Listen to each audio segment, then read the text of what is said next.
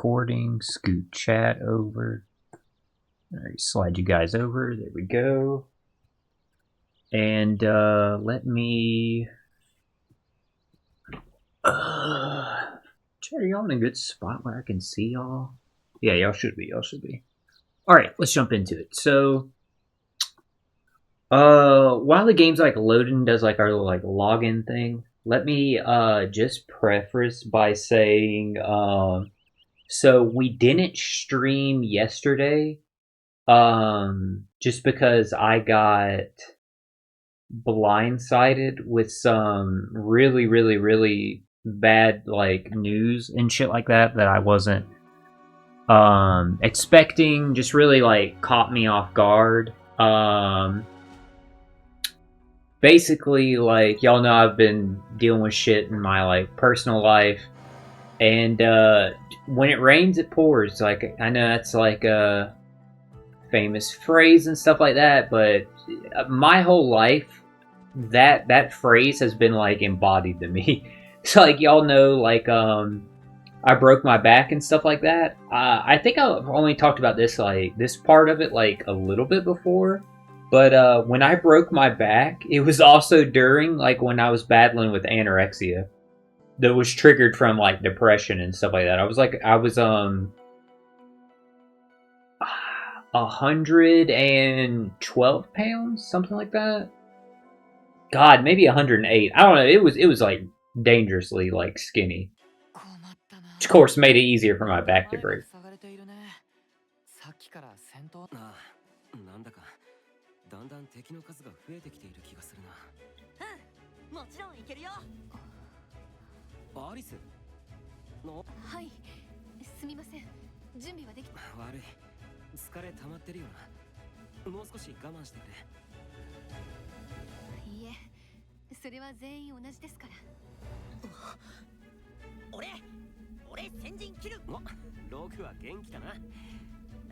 Shocker, he would volunteer to take point. But yeah, I basically, when I got up yesterday, I got completely blindsided by some really, really, really bad news. I won't go into details about what it is. I'll just say it was related to my work. Completely caught me off guard and stuff like that. So, because of that and dealing with it through the course of yesterday in general, that's why we didn't get to stream yesterday.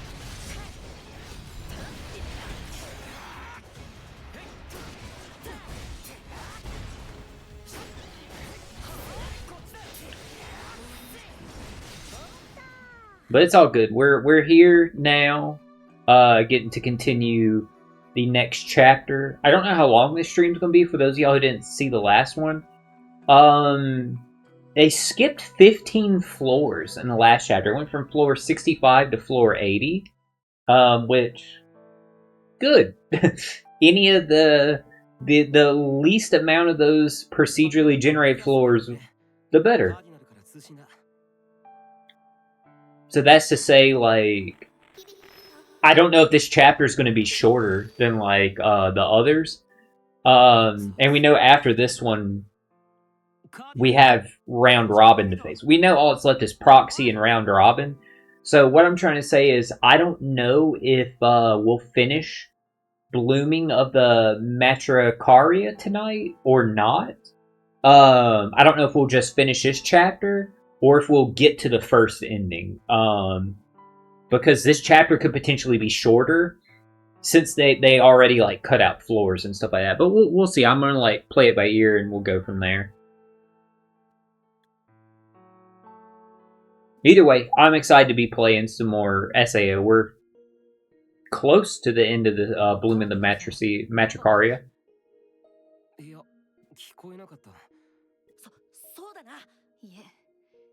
最深部まであともうさらに進めば持ち帰れる有益な情報も増える。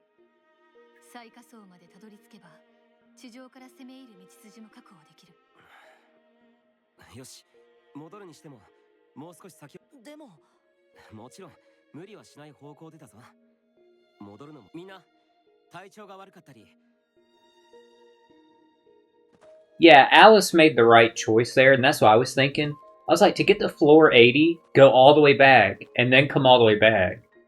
アリス姉ちゃん、俺何を言っだって具合悪いんだろ。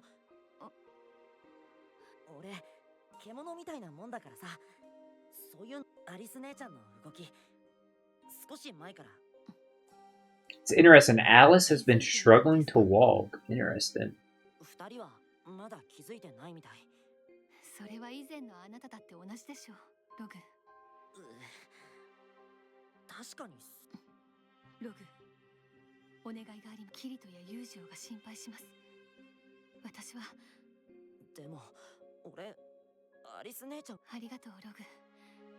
しかし姉だと人海のためになすべきことをなさねば。わかった。でもアリス姉ちゃんは今まで俺を何度も助けてくれて。ではカセドラルに無事戻ったら。俺元気になれるもの。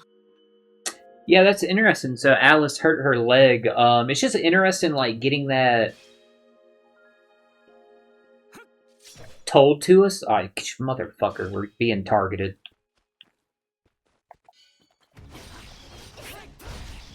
I had to check my phone for a text, but didn't realize like we were on top of some spiders. Oh no, these are like beetles that are attacking us? Yeah, I couldn't tell. Yeah, they're definitely beetles. Yeah, it's just interesting to find out like that in that cutscene that apparently Alice hurt her leg. You would think like something like that would have came from like a cutscene, like, you know, like it would just been more natural if like we had seen Alice like hurt her leg or get attacked in like the prior boss fight. Am I like stupid? How do I like pause the game? It's just start. I don't know why I was pressing triangle. Is it triangle in Monster Hunter? I think it's triangle in Persona 3. That's what it is. I was getting lost in the JRPG controls. That's what it was. I'm pretty sure triangle is the menu in Persona 3. That's what got me. I was like, huh? Yeah, when he kept doing like throwing the throwing knife, I was like, what the fuck? Excuse me. Don't carry on as you were. Rhinoceros beetles. I actually don't know if those are rhinoceros beetles or not.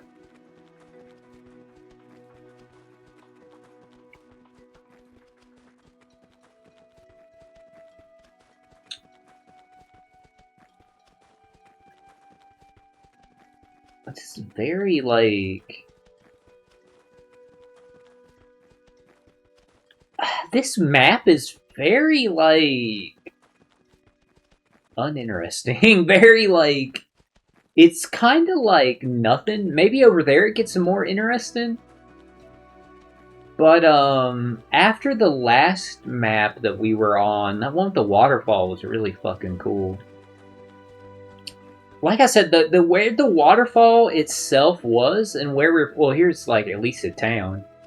Where the waterfall was and where we were fighting, I actually think that was like one of the best looking places in the game. It was really fucking cool fighting in that cave with like like the cave was like inside the waterfall and the water was like going off of the edge. That was sick. I thought that was like one of the best looking places like we ran into.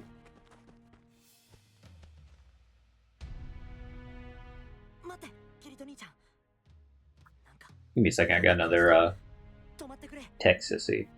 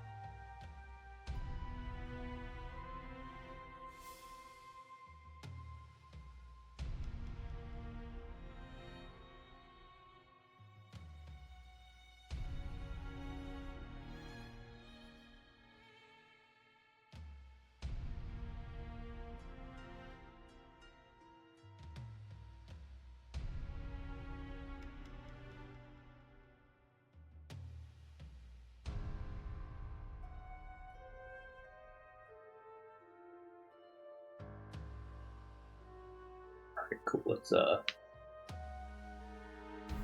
Let's jump back in. Unless I see that. Sorry, it was like an important conversation chat. I was like waiting on like a response on. どうしたログ？背中がざわざわする。何かって。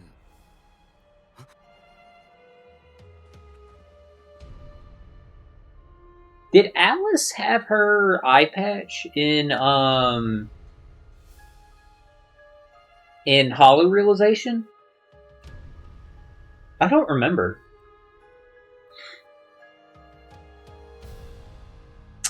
We haven't fought enemies in town in a while. Since what, DLC 1?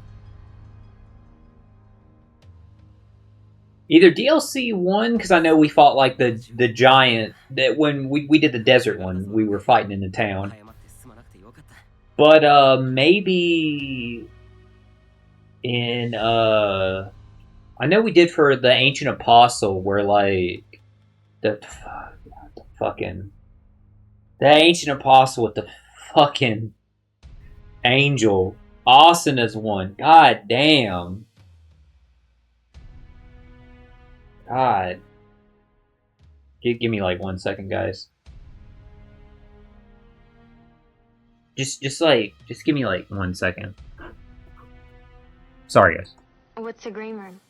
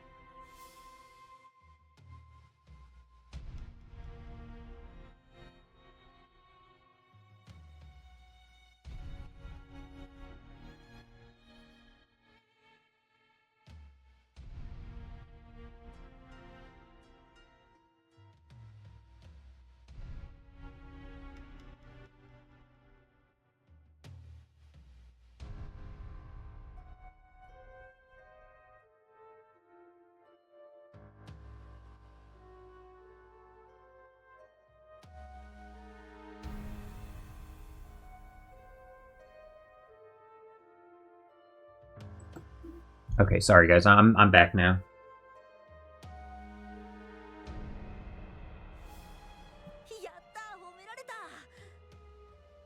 でもどうする？おとり作戦はなしだよ。でも迂回して進めればよい。 I think we could cut our way through you, Gio. 周りを確認するにここしか道がありません。気配を消す。倒した魔獣の皮。想像してみたが多少血生臭さが残るかもだけどいけるって。いい案ですがやめましょうログ。あなたなら敵の目をかいできると思う。でも問題ないよログ。あ、任せてくれ。 I'm getting PTSD, chat. PTSD of the hollow area? Oh no!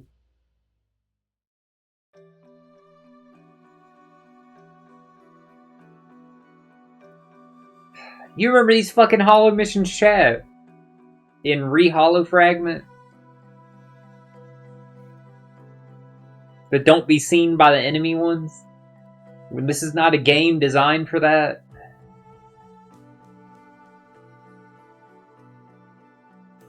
It's still, I want to say, marginally better.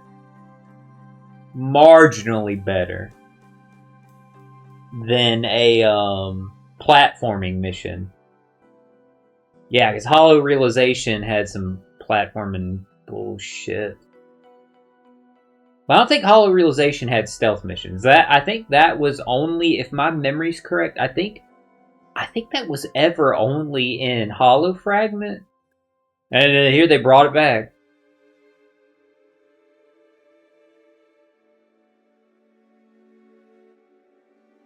You'll reach your destination without being seen by the enemy. Yeah, whatever. Wait, I'm Rogu? Oh, I thought we were fucking following Rogu. Oh, this is even worse. Okay, well, there's enemies over there. Hey, hurry up.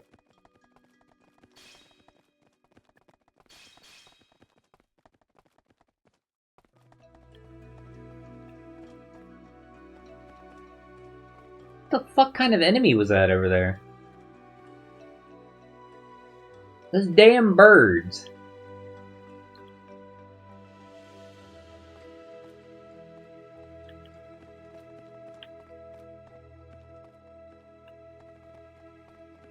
Yeah, it said if you're seen, you go back, you start it back over.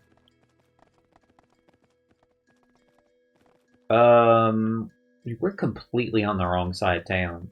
There's enemies right there. Can we even leave the outside of town? We can.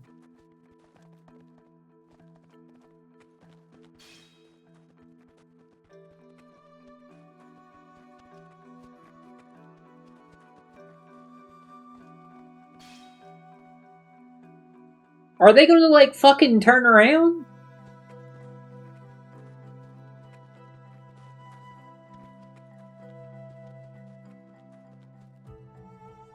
I don't know. I guess we'll wait and see, like, what these fucking dudes are gonna do.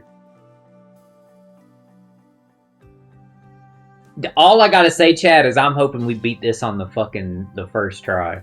I don't want to fucking redo this.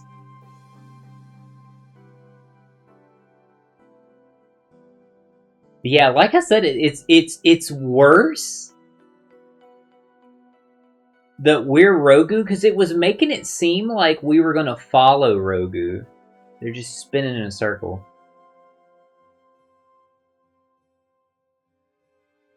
Now they're like sort of going back that way. Some bow-legged ass goblins.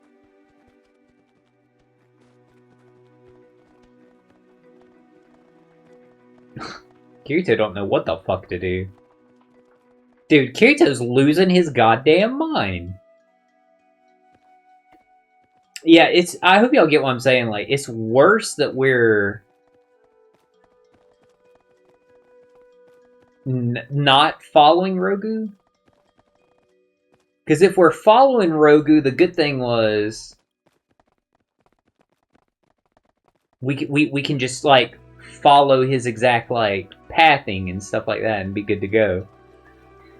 This is worse because it's like I'm the one who has to do the path.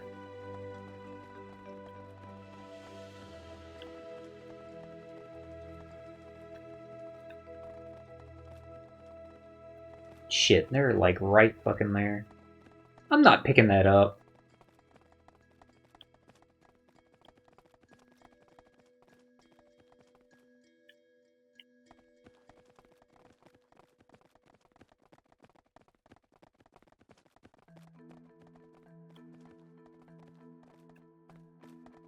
I'm like damn near speechless, chat, because like I'm very much upset about this.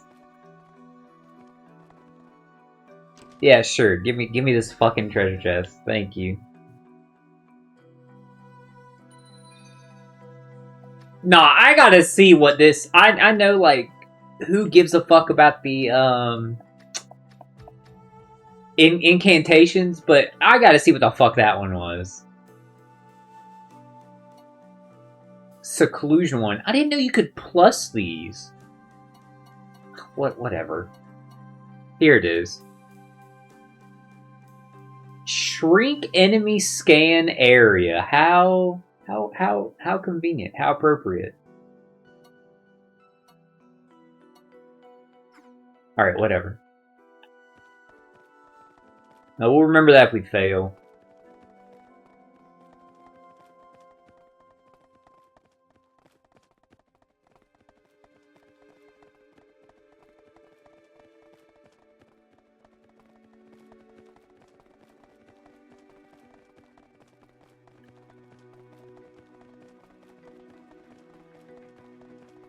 We're getting close. My god. Please, God, let us, like... Oh, thank heavens. Hell yeah, save. Oh, save points are disabled. How funny would it be, like, if I stopped for that save and then, like, that was when I got seen. Because I stopped to try and do the save.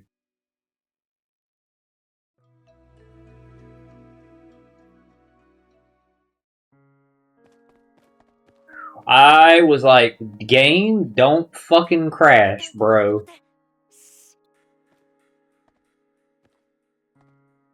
I was about to say, there's proxy. お前たち何をやっている無能な奴らめ人海の守護者たちが潜んでいる見つけて痛めつけろお前たち程度に殺されるようならそれはラウンドロビン様が求める八つ咲きにしてしまえ I mean, I'm really not scared to fight y'all.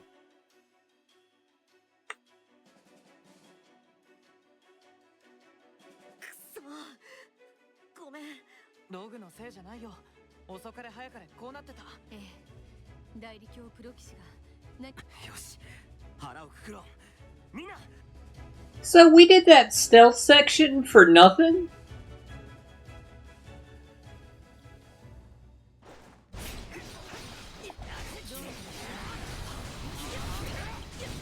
I'm very confused, chat. What exactly was like... Legitimately, somebody tell me what was the purpose of that?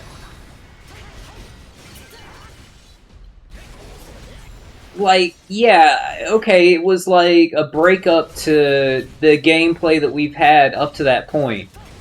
I guess, and that's like a very like loose reasoning. Like, what the like?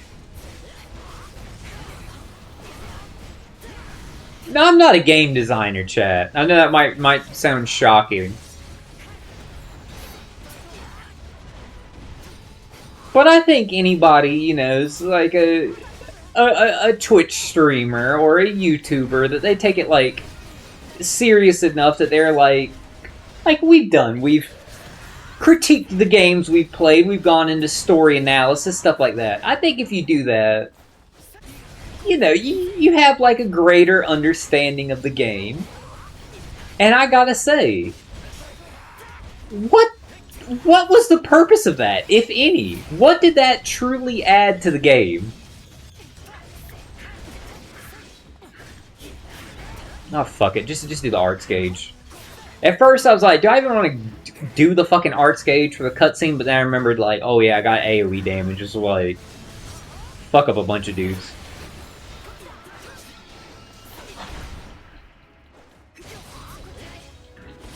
That just,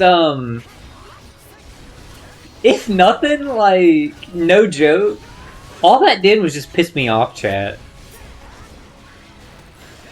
Because we literally haven't been thrown a random, like, just thrown in for the sake of it, just being in the game, stealth mission, since Hollow Fragment, where there was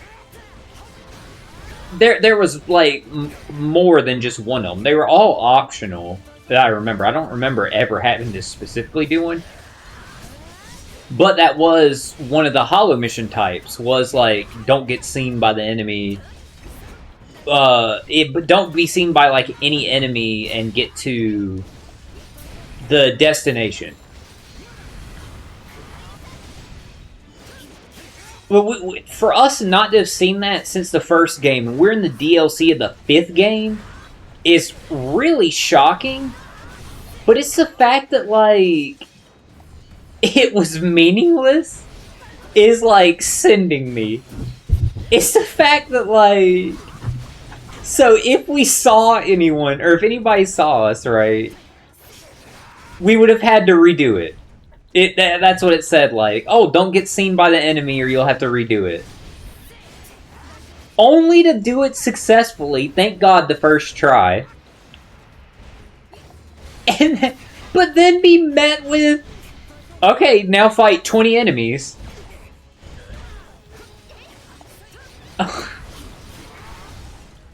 It's crazy to me because, like, I'm telling you, we probably didn't walk past 20 enemies to get here.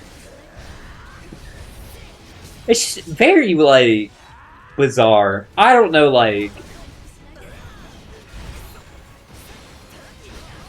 It's blowing my mind how little sense it makes. Yeah, this is, wow, I'm baffled. I really don't know what to say or think about that. Very funny.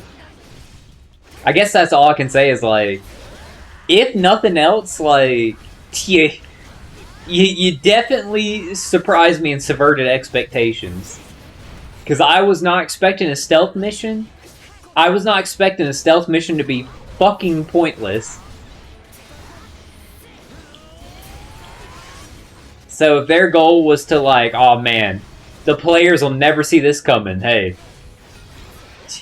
You were right about that.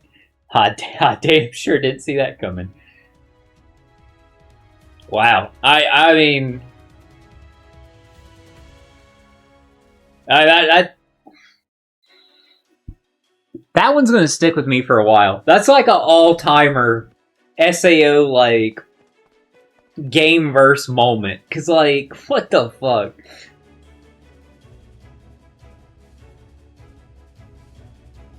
Also, if we had an option to be on the roof, why wouldn't they do that to begin with? You know what I mean?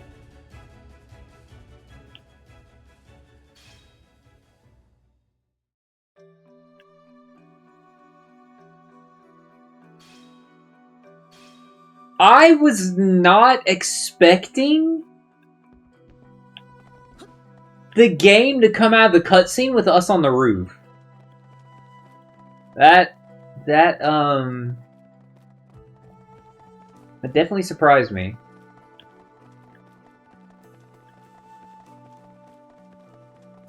Hey, don't mind us, I'm just getting to the, hello?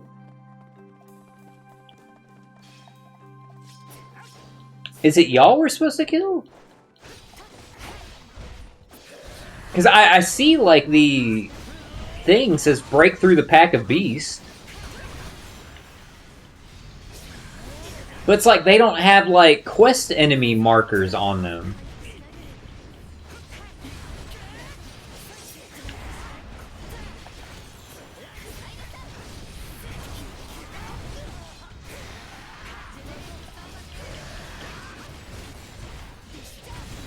Roku, why are you almost dead?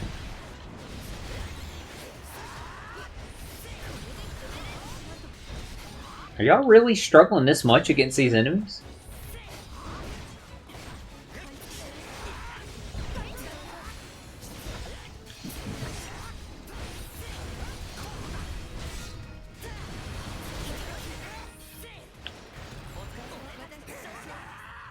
Alright, are they all dead?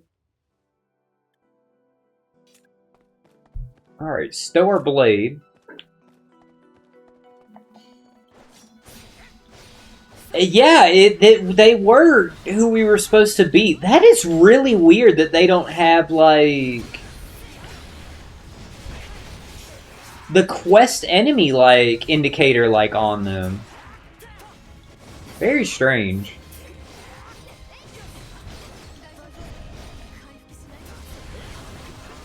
Apparently I did not have the SP for that skill.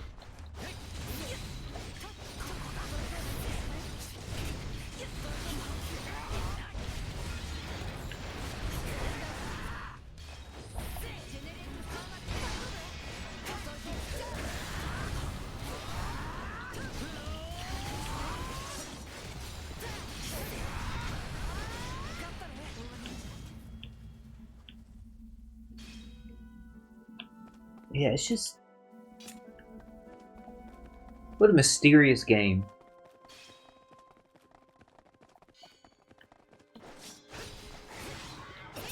I mean, that's like all I can say is like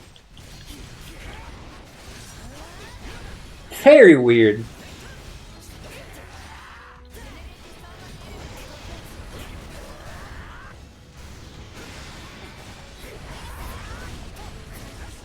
This camera is something.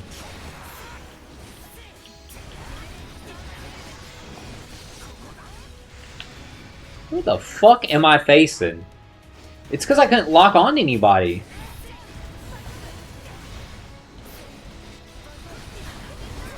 You would think, like, and again, this is like not a bug, but it's something that definitely someone should have suggested in QA, and maybe they did. Maybe because it wasn't a bug, it didn't get, like, corrected. But you would think, like, when the enemies are actively targeting you, if you're locked on to one, when you kill one, it should definitely go on to another one of the ones that are targeting you. It doesn't always do that. It's like if the camera's not directly fixed on them, sometimes it won't. Like, look there, it didn't even, like, target this guy. And he was, like, on top of us.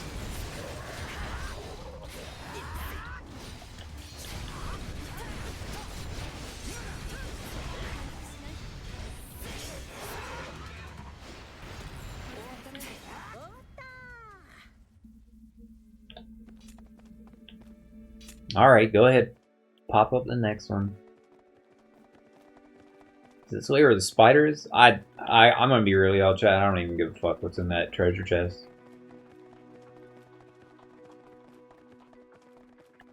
I'm guessing it's the spiders. Yeah, they're the only things that are over here. No, they're not. There's apparently goblins too.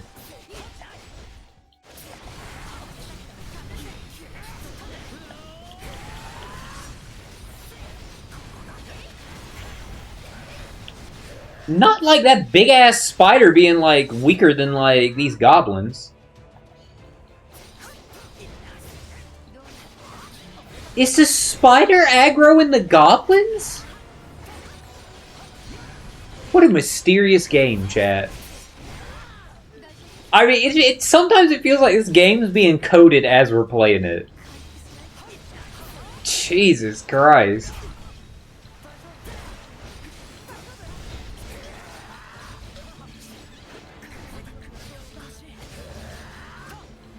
Who got knocked down? Alice did.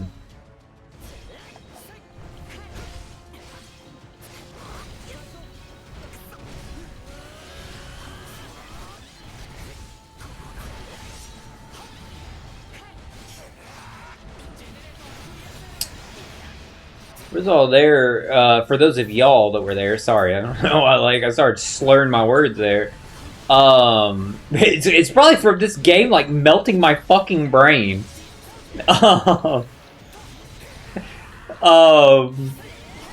The last time, who the fuck is shooting that shit at us?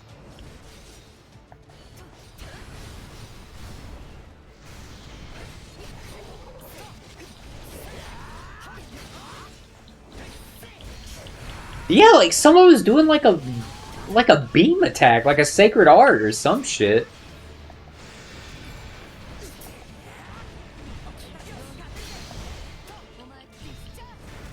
Hello? Arts gauge? Oh, a cutscene's cutting in. Or not? What the fuck is happening in this, like... Dude, I've seen all I need to see. 1000%. Everybody on board made Ancient Apostles and Bloomin' and the Forget-Me-Not. They said, hey, we're gonna leave like... Damn, I was about to say 10. I'm not gonna be that generous. We're gonna leave about... I don't know, 5 of y'all? Could y'all, like, just do DLC 2? We promised them a DLC 2. I don't know how to get over there. Let's see how this plays out, chat. Okay. Can't go that way.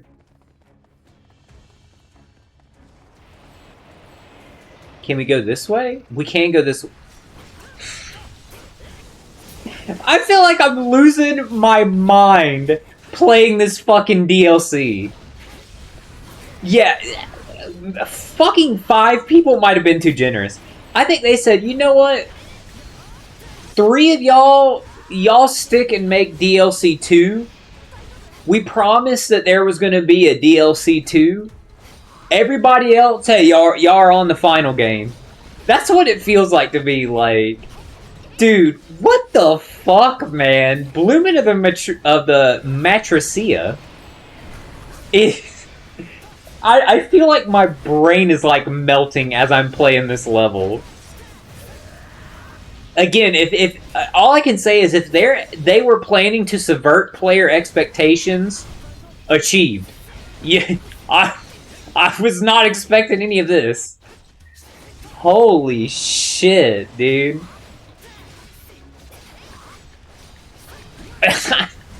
I'm sorry, I cannot stop laughing. Hey, what's up, Asano Yuki? Yeah, that is my cat. She runs back and forth all the time while streaming. I have 2 cats. They're she, the girl Haley. I'm imprinted on her. It's been like that since we got her. She's all about her dad and everything like that. So when I'm streaming, every stream I do, she doesn't understand that if I'm talking, she thinks like, oh, Dada has to be talking to me. Like, who else could he be talking to? So she always, like, she'll run, she'll jump up here, and then she'll see, like, after a little bit, she's kind of timid and stuff, so she'll see, like, me, like, getting excited and respond to, like, the game and stuff, and then she'll jump down and, like, run like that, and then she'll come back again in, like, a few minutes. And sometimes she'll jump down and run and go play and stuff like that. Yeah, see, like, yeah, you get how it is. The other one, the boy, I'm pointing, like, past the camera. He's on his cat tower in the window right now. He actually had the zoomies, like, earlier in the stream. But he's kind of, like, mellowed down a little bit and is winding down for the night. It's funny, before the stream, I was playing with both of them, with like, a Fisher cat toy. So I was, like, you know, doing it, and they were, like, chasing it and stuff like that. And he seemed like he was, like, really tired then, so we only played for, like 30-ish minutes, and I was like, alright, well, I'll give y'all some TREATSs. I don't want to say it right now, because they'll both come over here running. Because I was like, I can see you're getting, like, tired and stuff like that. And then I start to stream, and now he's got the zoomies. But I think it's, I think he gets like that because he sees how excited his sister gets from her hearing like my voice and stuff like that. Like, I used to work in telecommunications. She would do the same thing. She would come running when I would take a customer call. She would think like, oh, now Dad's talking and stuff like that. She always comes running when I'm on the phone and stuff like that. But she's a really sweet girl. She's just timid in general because she's a rescue. And she's so timid that we think like potentially she could have been either... we don't think she was like physically abused, but we think that she was in like a loud environment. Where she was rescued as a stray was like a place with a bunch of like industrial plants and stuff like that. Like, she's really timid and reacts bad when there's thunderstorms. Like, she'll hide under a desk or under the bed and stuff like that. So we think like she was probably like rescued. Yeah, she's okay. She's just like, she's very like, when stuff gets a little too loud for her, she's like, oh, like that. It's just like that though. But she's totally fine. Like, she has no health problems or anything like that. So that's why we think like she wasn't physically abused or anything like that. But because of her being rescued from like a place that had like industrial like plants and factories and stuff, she was probably exposed to a lot of loud noises. Like, she hates any holiday when there's fireworks. That's really bad for her and stuff like that. She hates like I said, thunderstorms are really, really, really bad. Stuff like that. But other than that, like, she's fine. It's just when stuff gets a little loud. So that's why, like, she'll come. I think that's what it is. But she's good. Like, she's usually fine and stuff like that. Like, if I call her, she'll come run and jump right back over here. Like, Haley, come on. I don't know how far she might be like laying down now. No, she's coming. She's coming. Come here. Yeah, she does her thing where she just runs back and forth and stuff like that. But she's really sweet. She's just gentle. She's such like a gentle soul. Like, she's such like, she's so like girly, if that makes sense. Like, she's such a girl, and Asta, the boy, he's such a little boy, and he's a little bit younger than her, and he acts like a little brother, like 100%.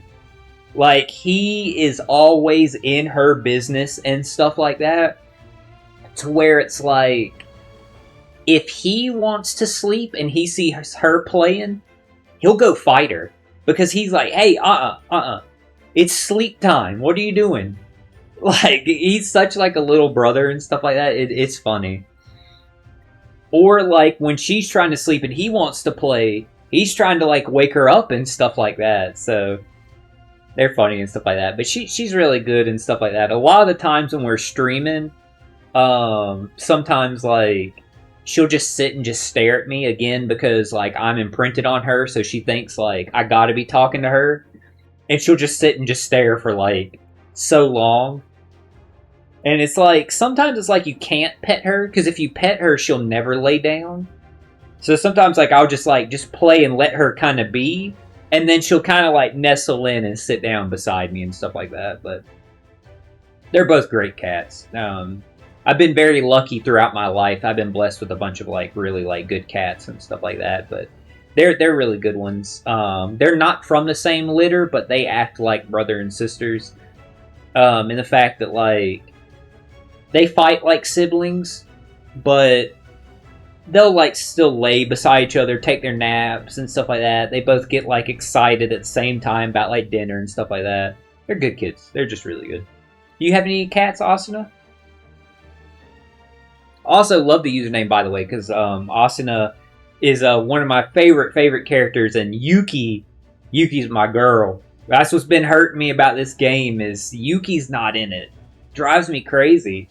Even in the Arcane Arsenals, I was understanding, like, I was like, okay, I get, I don't know how, like, familiar you are with this game. Obviously, like, with your username, you're familiar with SAO.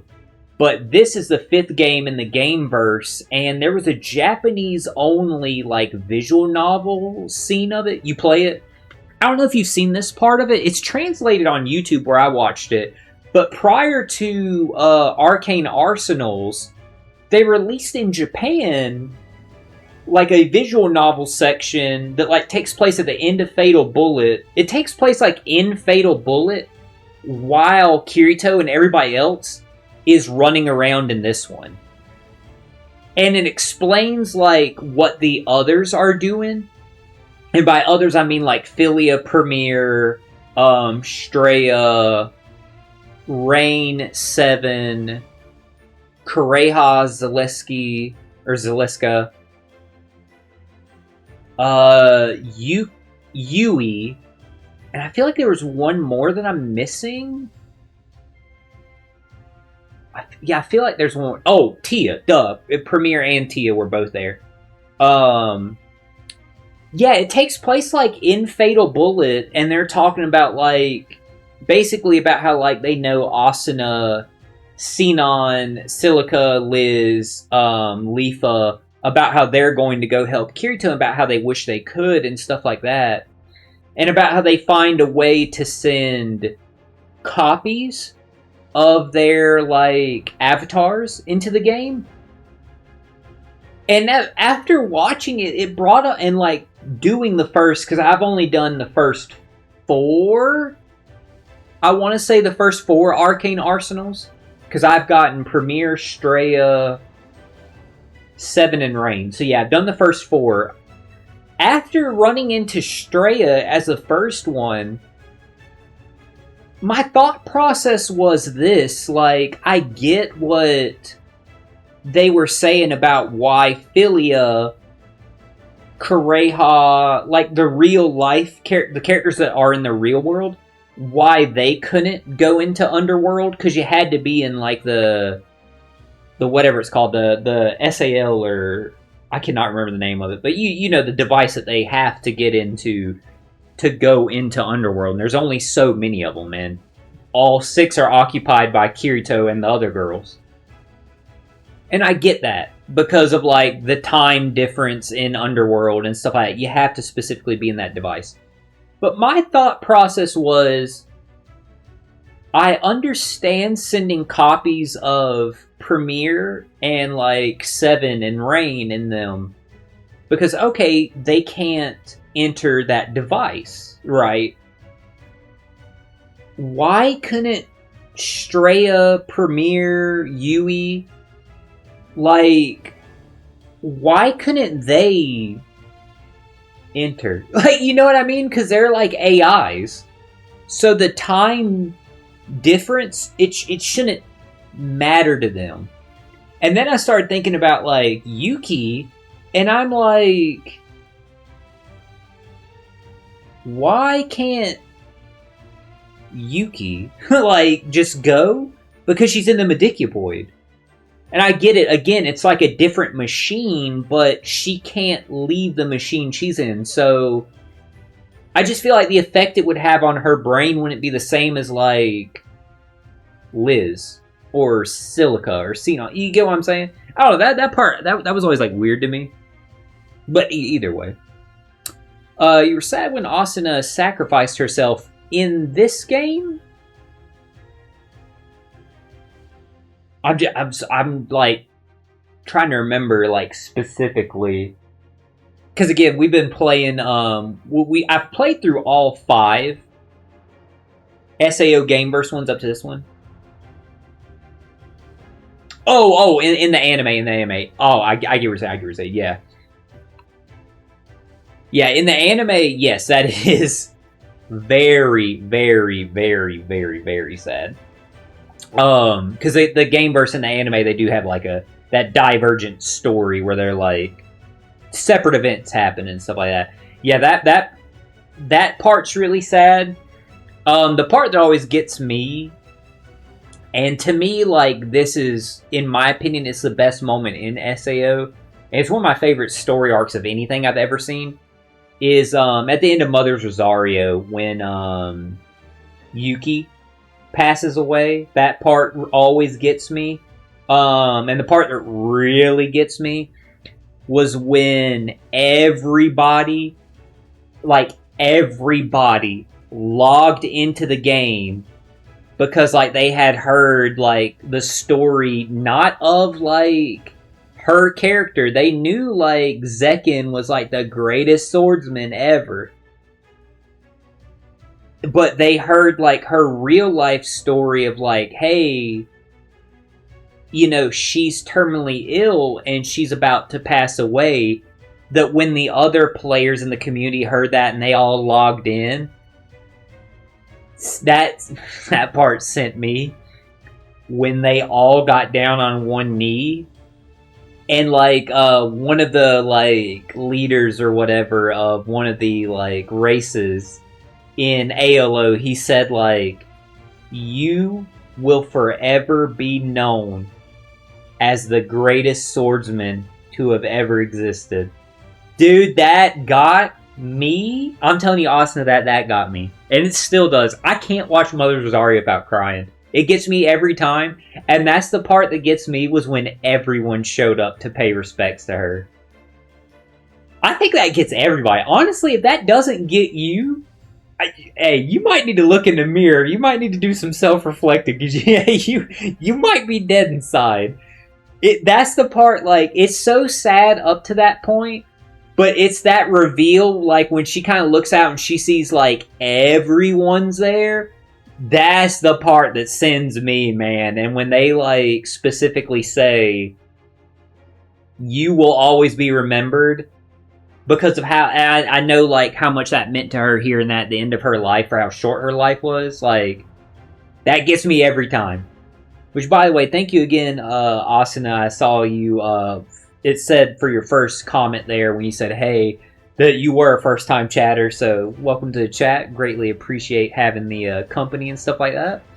While we're knocking out this next chapter. Oh, she was the best. She was 100% the best. Like, she was... They don't... Man. I feel like...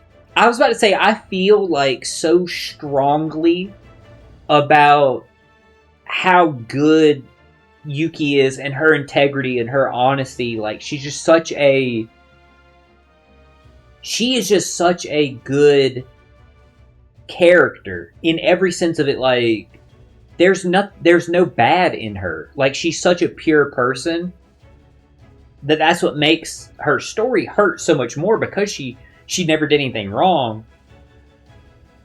And yeah, she's one of my like 3 favorite characters in the series. Talked about this on like prior like playing through. I love Yuki. I love Sinon. Absolutely love Sinon and her story and her friendship with Kirito. To me, and I've talked about this like in depth before. I think of Sinon as Kirito's best friend, and I feel like the way they're written and portrayed, it's hard for me to really think of another 2 people in anime that I've seen written so well as best friends, if that makes sense. Just the way that, like, the respect that they have for each other, the way that they see each other as they understand each other for having the same trauma, but they also have that both love of wanting to be the best in whatever game they're playing. They just get each other. Like, they just have that good friendship. I always love the respect they put on Sinon's name. I've talked about this before. Playing through the Gameverse games, they talk about Sinon and Yuki like so highly, and I always love that. Like, I always think that's just so cool, just putting respect on Sinon's skills that she's rightfully proven and earned, putting respect on Yuki again for the skills that she's worked so hard to craft and shown. And then my other favorite's Klein. I love my man Klein. I hate that he's not in this game, and I pray we're going into the 6th game when we beat all the DLC here. Completely like spoiler free. I know I haven't looked up any reviews of it. I don't know which directions the story's going to go. I'm going into the last game completely blind. I can only hope Klein's in it though. Fingers crossed, because I'm missing Klein, man. Leafa's the nicest person in the anime. Not only her, but just saying, yeah, Leafa is like, she's another one that she's like Yuki. She's very like pure, very like kind. She really does like. It's funny, like Leafa has such great moments that show her compassion and kindness. One, I really like her friendship that she has with the guy that's the other Sylph. In Sword Art Online 2. I really like the friendship that she has with him. It just shows like she's just a kind person. She gets along with anybody. But I really like her being a good person. Her compassion is shown the best in the War on Underworld season, when she shows that compassion. It's not even that she's showing compassion. This is how you know she's a good person. She's just speaking how the only way that she knows how to speak and stuff like that. And it's when she talks to the guy from the Dark Territory. I can't remember what like race they were, but he's the guy that looked like their race had features of like a pig and stuff like that. I cannot remember what that race was called, by the way. I can't remember if it was a type of orc or whatever. But she was just talking to him so like normally and stuff like that. And he was like, why are you speaking to me like I'm like human and like treating me like this? And Leafa said like, it doesn't matter like what you are, like you're you. Like she was just like just treating him like any other person. And he hadn't never experienced that from like being from the Dark Territory and stuff like that. And that just goes to show, like, again, the kind of person that Leafa is really, really, really cool. Exactly, like, she doesn't care, like, who they are. She's just trying to be nice. Yeah, she's like, Leafa's very much like, she kind of embodies, like, speak to others how you expect to be spoken to. And even if, like, she runs into someone who's bad, she's the kind of person who can still, like, feel like there's a way that this person could be put on the right path, if that makes sense. I can't remember what it was I was watching recently where I saw someone run into that. It was, I remember, it's where I'm rewatching Dragon Ball Z. Android 16 was literally telling Gohan, like, Gohan, he had what I'm saying now. He was telling him, he was like, you have too much compassion and you're caring and kind. He was like, I need you to know that not everyone is like that, and not everyone can be swayed, because Gohan was like pleading with Cell, like, Cell, I do not want to kill you. Like, and it was a really like interesting and like cool moment where 16 was like, I know you have the strength to kill Cell, and I also know you don't want to, but some people cannot be saved. And Leafa's kind of like that. Leafa's kind of like, yeah, exactly. Like, Leafa's the same way. Like, to her, like, anyone would have to have some kind of good in them that she could reach for that. And that's just the kind of person she is. And she's a really good representation of that kind of, like, and a really well-written version of that, like, character. Like, I don't know if I would say character trope, because I don't feel like it's a trope, but I would just say character, like, personality. She's just a good representation of that. She's just really well written.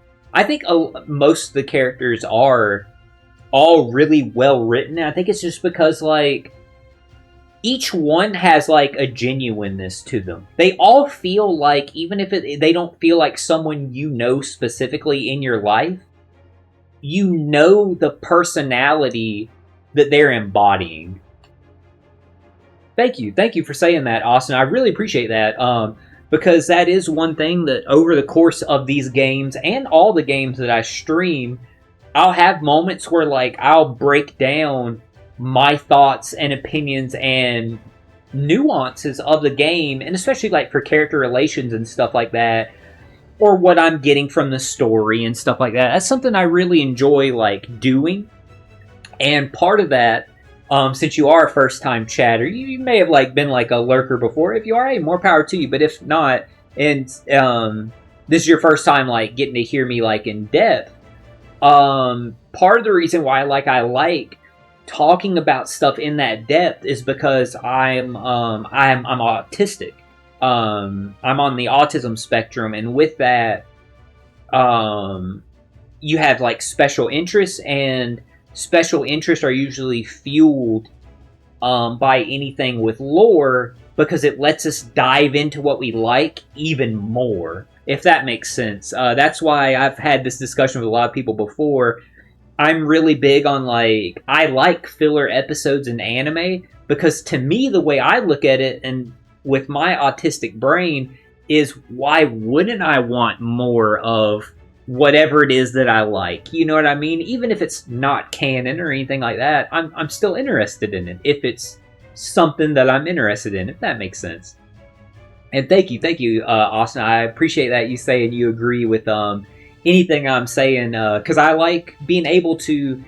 That means a lot to me, because again, with being autistic, I have a lot of thoughts always racing in my head, and sometimes getting those thoughts out, it can feel like I'm over-explaining to people, when I'm not trying to over-explain, or I'm not trying to like explain so much to a degree like I think the other person doesn't understand.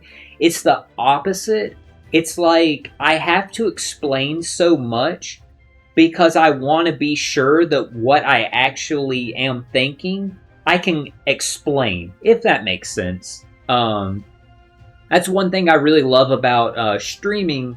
And when I back up my streams to like YouTube and stuff like that, is being able to, even with this modicum following that I have now, as small as it is, hoping that like as it grows over time and stuff, that'll be much appreciated, that I can help people be able to understand other autistic people better, who they may run into in their real life, like at work or school or whatever.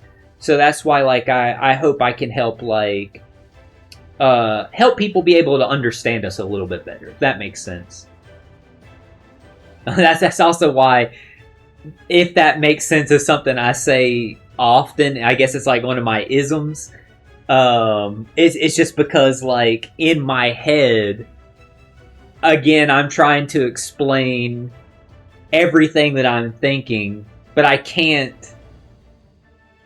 I don't know. It's hard to explain. It's like I can't know for certain, like, does my thoughts ever make sense to anybody else, really? Like, you get what I mean? So it's funny like that. But I really appreciate that, Austin. The kind words, like, they mean more to me than, like, you can't imagine. I said this at the start of the stream. You might not have been there right at the very start, but and my longtime viewers know this, over the past, like, almost a year now, I've been battling a lot of, like, stuff going on in my personal life that's been really, like, rough and stuff like that.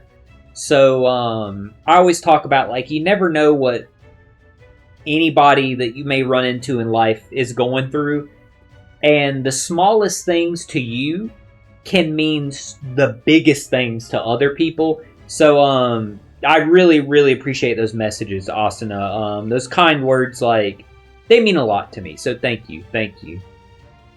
And again, like I said, it just, I always love, like, breaking down the dynamics and the finer details of everything that we're playing through and stuff like that. or talking about like anime and manga that I'm like currently watching or reading to like varying degrees, because it's fun like getting to dive into them like more and stuff like that, because you never know, like talking it out with people, I might like see things in a different way that, oh, I didn't think about that about these characters, or I might help them see things in a different way, because I know some of the people in the chat before have mentioned like, I didn't think about like Sinon and Kirito's like friendship the way like you were saying it until like I heard you say it. But yeah, that makes sense. I see that. So it's always fun to like chat about stuff like that. And it's funny, like having seen all of SAO and playing 5 games worth through it, I have a strong connection to these characters, I feel like, and like their dynamics and stuff like that. Because it's funny, like I always feel like with anything I watch, read, or play, I'm along with them on the adventure too. So I feel like I've shared in all these memories with them and stuff. But yeah, it's funny when you said that about Lifa though. No, you're all good, Asuna. Glad you're back. Sorry that your phone died there. I know, like having something like Twitch up, like a video up like that, constantly on the screen. I know how it does drain battery and stuff like that. Because I run into problems where I have like when I was playing something off stream the other day, I was doing like some like just leveling and like some grinding. And I had like my phone playing music, and it was like just draining through my battery, because like I had the phone playing music, but I also had like guides up that I needed to reference. And I realized like quickly, I was like, damn, my phone's about to like die. Like, what the hell? But no, you're totally good, Asuna. But yeah, it's funny, like you bringing that up about Lifa. It had me thinking about that. Like, I just saw something like as I was talking through that. I was like, that just hit me where I was like, who did I just see else employ that? And yeah, it made me remind me like, yeah, that's what I saw like happen with like Gohan and stuff like that. Like Lifa because I like to you like Lifa because you like to talk to people and don't rush, and you don't rush. Yeah, I like how Lifa is like that. Lifa is like she kind of like, Lifa's funny because yeah, she takes things like just as she kind of like takes the games in stride and stuff like that. I feel like Asuna's the same way. Like obviously it was different when they were in SAO, like, and she was on the assault force. They were working as a concerted effort to clear the game. But I feel like other than that, they just kind of go with the flow. Like, hey, you want to clear a quest today? You want to go on like a raid or whatever? Whereas, like, you know, Kirito, like, he wants to challenge like a tough boss. He wants to get the good drops. Sinon wants to do like the big competitions and like challenges and stuff like that, and like ranking stuff. Philia's like such a gamer too. Philia wants to do like treasure hunting stuff and stuff like that, and like if possible be the first one getting like a certain treasure and stuff like that. And I feel like Lifa, Silica, and Asuna, they're just like party members, kinda in the way. They're like party members kind of in the way, and they're like, hey, you know, like we don't have like a specific goal in the game per se, but hey, we'll go along like with anybody else, help y'all clear whatever it is you want to do. You know what I mean? Like talking though, because you like to start conversations. No, I totally get that. Like I said, like before, with a lot of my like chat members, I think I was saying this like a couple streams ago, because we had it was when Knights jumped into the chat. It was their first time chatting.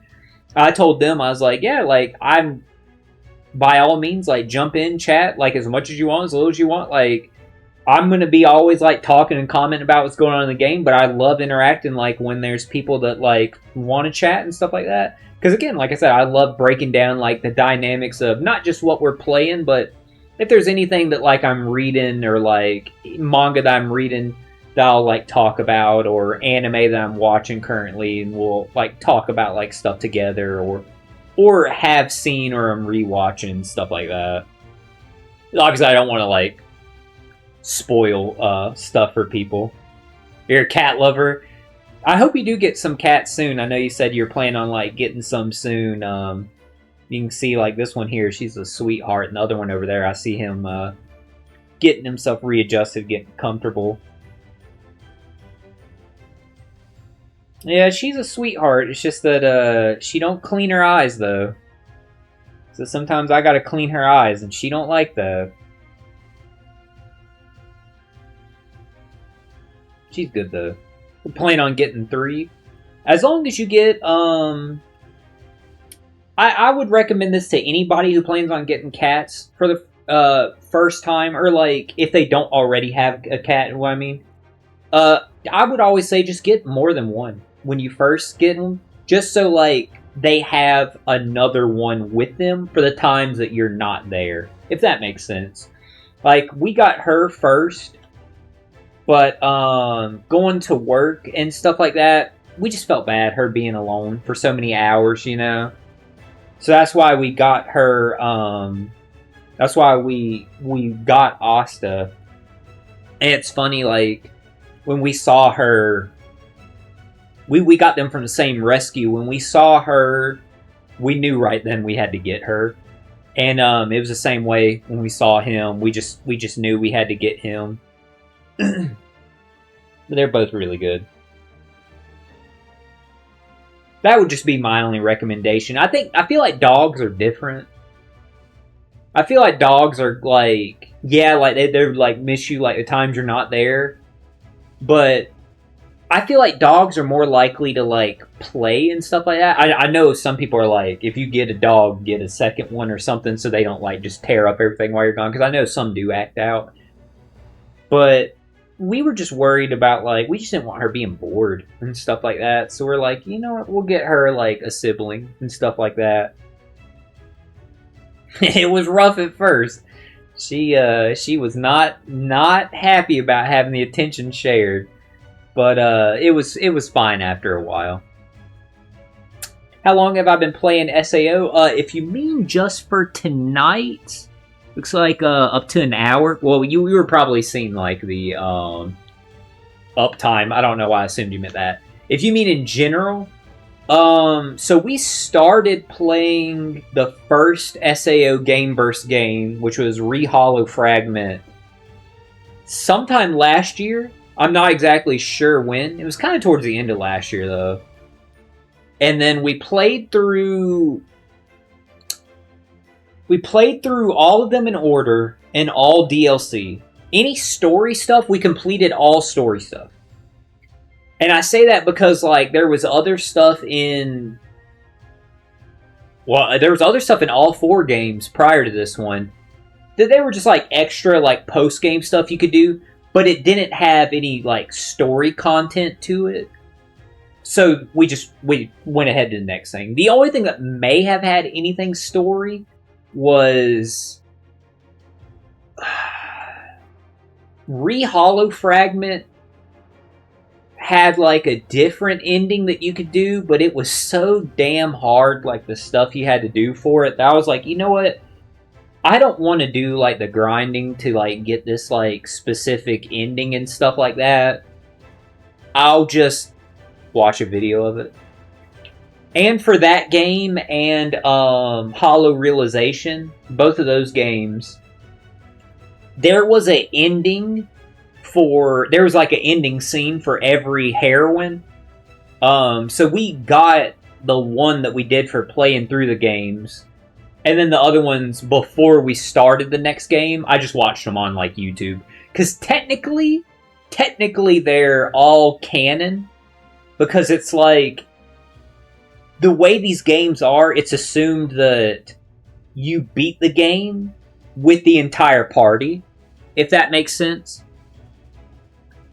But when you beat the games as the player, you only beat it with the one that you select. And if you wanted to do the other one, you'd have to fight the boss all over again. I didn't want to go through that like 8-9 times. So I just beat it each game once. And except Fatal Bullet, we had to beat twice because you can't get the good ending unless you get the bad ending. So we had to beat Fatal Bullet twice. And we beat this one's main story twice because, again, you couldn't get the good ending unless you got the bad ending. But the funny thing was, Asuna, and by funny, I'm using that very loosely because it wasn't funny when it happened, we beat this game's main story 3 times because it's still hard to laugh about because it upsets me so much. Because, God, I hate the final section of this game. Because it's like 4 or 5 boss fights you have to do in a row. So you already have to do it twice if you want to get the true ending, right? So we beat it. We did the whole... We got through everything. We beat it all. Before we get to the ending of the game, there's so many scenes of cutscenes.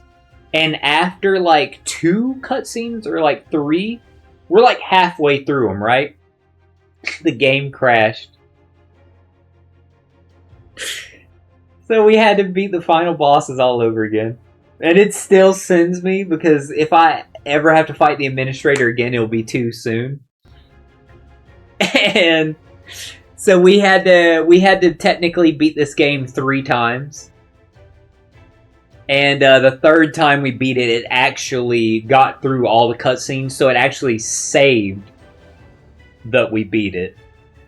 But yeah, we beat Hollow Realization, both the... Wait, that wasn't the first one. We beat Re-Hollow Fragment, both the main game that's in Aincrad, so floor 76 through 100, we beat that. But we also beat the Hollow area, because that's technically 2 games. So we beat the Hollow area, and we beat that. Then, when we finished that game's story, we went to Lost Song. We beat Lost Song's story fully. And I say that because you know when you get to the credits, the story's not over. There's story after that. I still, like... Lost Song baffles me, like, with its story, because, like, it's just so strangely paced. I will say Lost Song was my least favorite out of all the games. And part of it's the pacing of the story. It's very awkward. I know a lot of people don't like the gameplay of it. I didn't have that big of issues with the gameplay. Some of the flying was a little, like, difficult at times in boss fights, but you get used to it as you're playing. To me, my issue with it was the story pacing. But from Lost Song, we beat Hollow Realization, and we beat all the DLC in it. From Hollow Realization, we beat Fatal Bullet, and all of Fatal Bullet's DLCs. And, like I said, we've cleared the main game of this. We've cleared DLC 1, which was Blooming of the Forget-Me-Not. We cleared all the Ancient Apostles, because you have to beat Blooming of the Forget-Me-Not, the main game, and Ancient Apostles, before starting this one, which is Blooming of the Matricaria. You don't have to, but if you don't, then the story for them will be spoiled. So that's where we're in this. We're close to the endish of it. We're on floor 80 of 100. We only have 2 left. We have Proxy and Round Robin to fight. Unless, like, there's something else that comes up. But what we know of, there's 2 fights left. Bosses, I mean. And then we know, because it does say at the beginning of this DLC, that this DLC has 2 endings. So we have to beat this DLC twice to get, I guess, the true ending. And then all we have left before we start the final game is the remaining Arcane Arsenals, which we've only done 4 of them.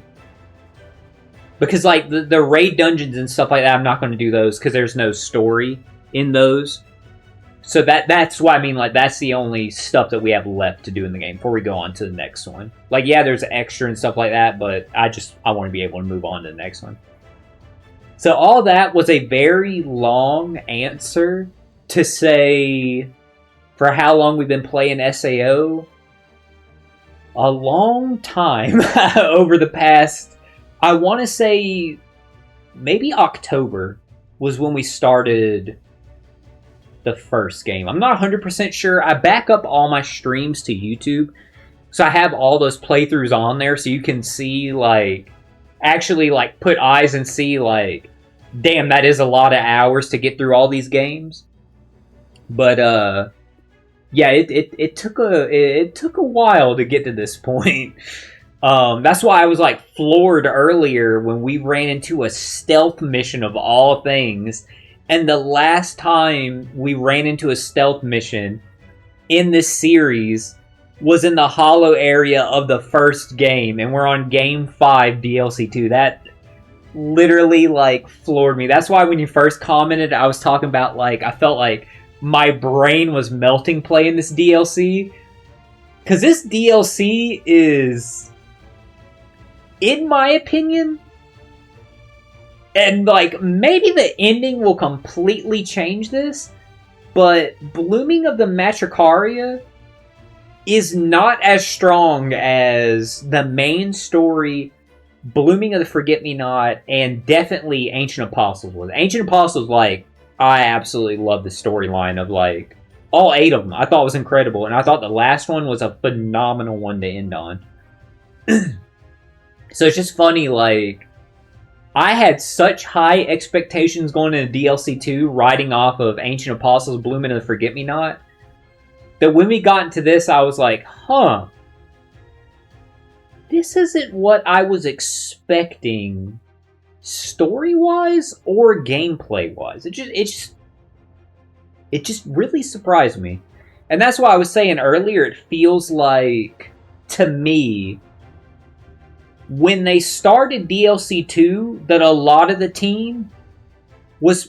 I feel like majority of the team was probably instead allocated on working on the next game. That's what it feels like to me. This feels like less hands were working on it. And I'm with you. I hate when any game crashes. That one got me though. How many times you've beat this game?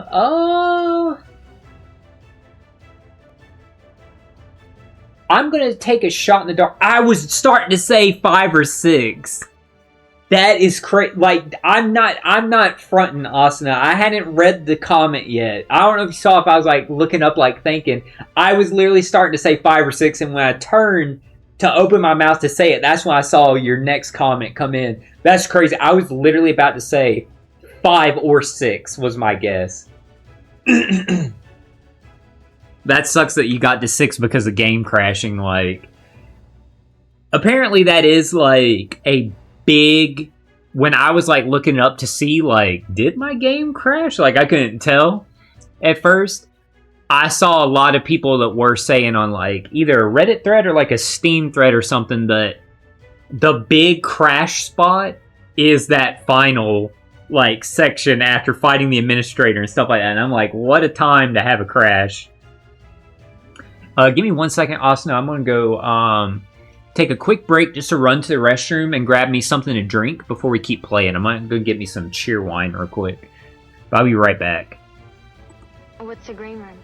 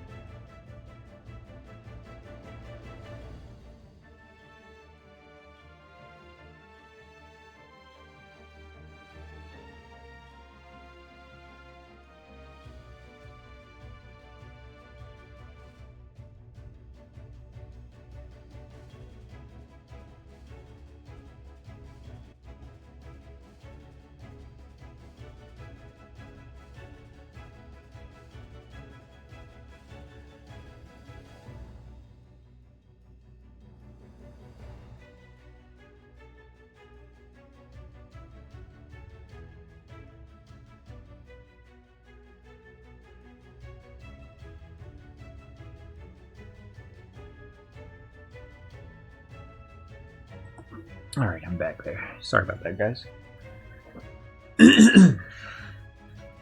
Got my cheer wine.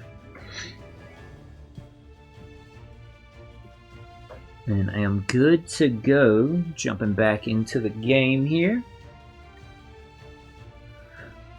As soon as I fix like my cushion for my back. So far, by the way, chat, my hip is doing a lot better this week. I know, like I said, it was really, really, really bad last week. But it's doing a lot better this week. Because I did have somebody comment on YouTube. I can't remember if it was on the Treasure Map Teams video or the Treasure Map stream video. But they were saying, like, hey, hope like your back feels better and stuff soon. It did. It is it is feeling better than it was last week. Last week I was just rough, man.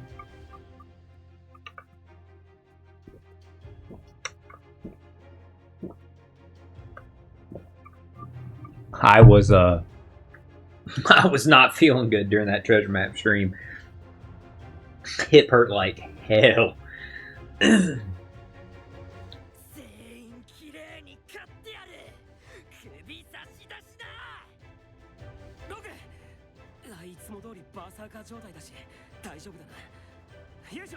It's interesting seeing Rogu act like that, because since he got his eye healed, he hasn't really been like acting like that. This might be the first time since then.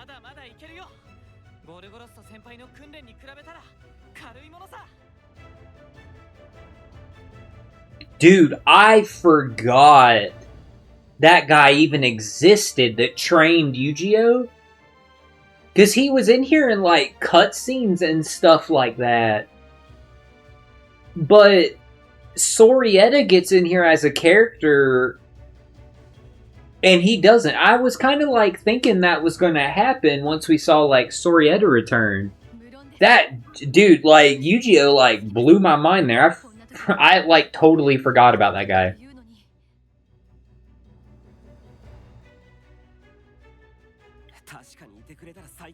Yeah, Lifa is a great person. She's awesome. It was funny, like when we were playing day before yesterday, we played the chapter before this. Lifa and Kirito were in there, and it was just, it kind of caught me off guard at one point. Like she called him Kirito and he called her Lifa. It just caught me off guard because I'm so used to them saying like Kazuto and Sugo instead, which then they said like the rest of the time. It was just weird, like that one moment they said that. It really caught me off guard.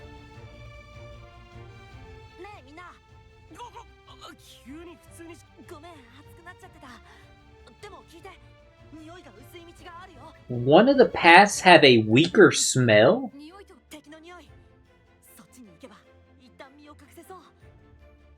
Oh, he's saying like the number of enemies he smells. Okay. I thought he was saying like literally like they smell weak.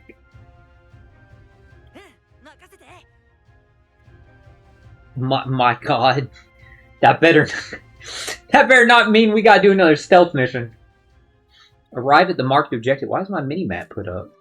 Oh, because my sword wasn't sheathed. It's on the other end of town. Wait!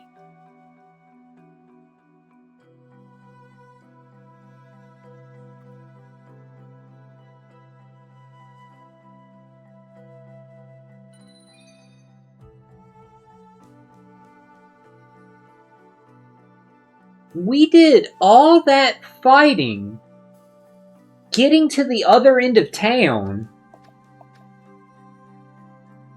and it put us back at the other end of town? Because where we left from, we were next to the save. That's what I'm wondering.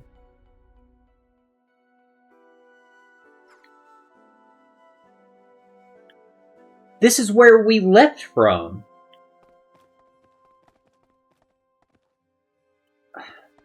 Okay. I'm facing the wrong way. Well, it's an invisible wall. Well, while we're over here, let's see if it'll let us save, so at least we don't have to do it again.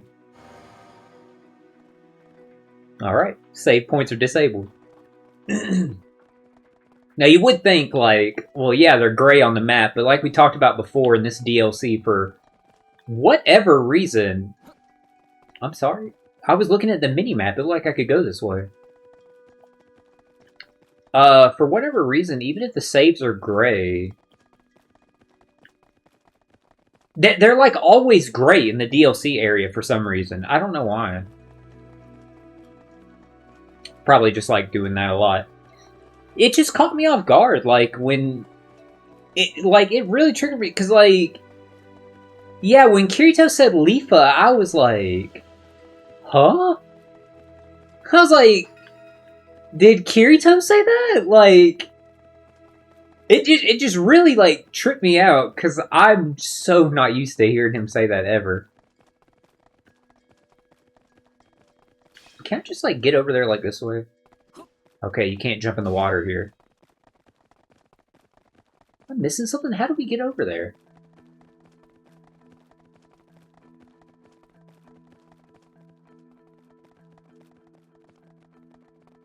I promise you, chat, I'm not doing a bit. I'm really... I'm not doing a bit. I'm legitimately trying to figure out how to get over there.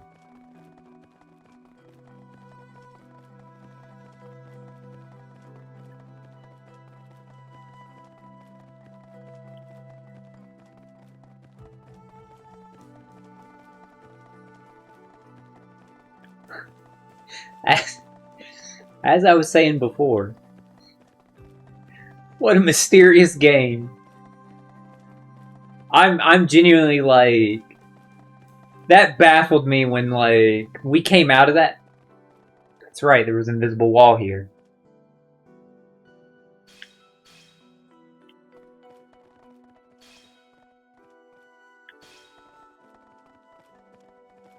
What the?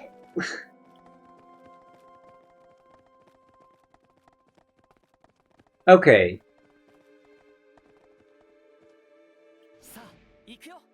No, don't switch to Yu-Gi-Oh. Yeah, take the sword out. Hold on, chat. Let him cook. How do I use it?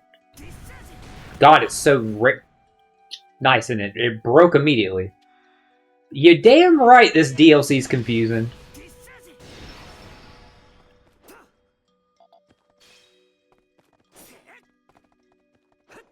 Oh yeah, put the sword up. Why am I going, like, falling down? Did this make any kind of difference?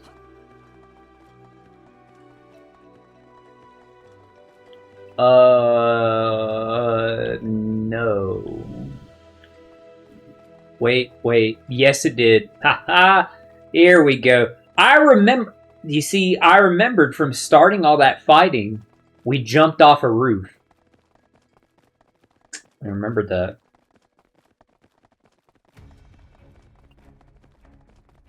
Once we backtracked and saw, like... We couldn't get over there any other way. Yeah, this DLC is very confusing. It just went in so many directions that, like, I was not expecting. Not that I had any expectations. This was my expectations going in, Asuna. Again, totally spoiler-free for going into the next game. I don't know anything, like, story-wise. But my thoughts were, this was going to, and it still may in the end, give us some kind of hint or lead into the next game's story. And it went in a whole other different way that I was not expecting.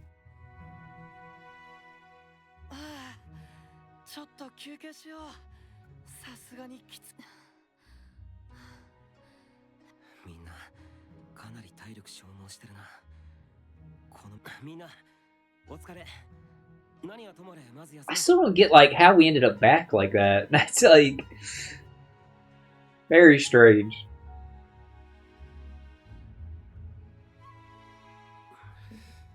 You know, we ain't that far from where the enemies are that, like, maybe we shouldn't just plop down in the open, but...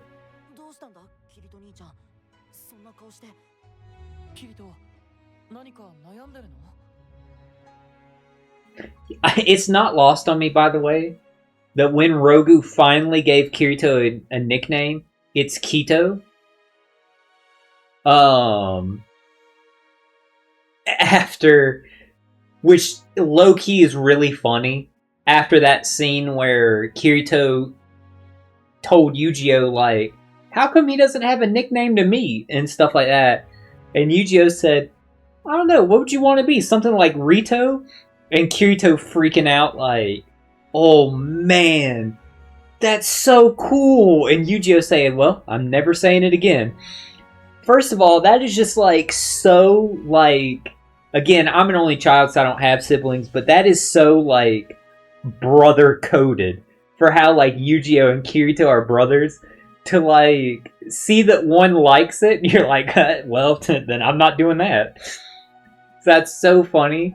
And then, like, it's not lost on me that then when Rogu finally gives Kirito a name, it's not even the one that Kirito got really excited about. That's low-key, like, that's pretty funny writing.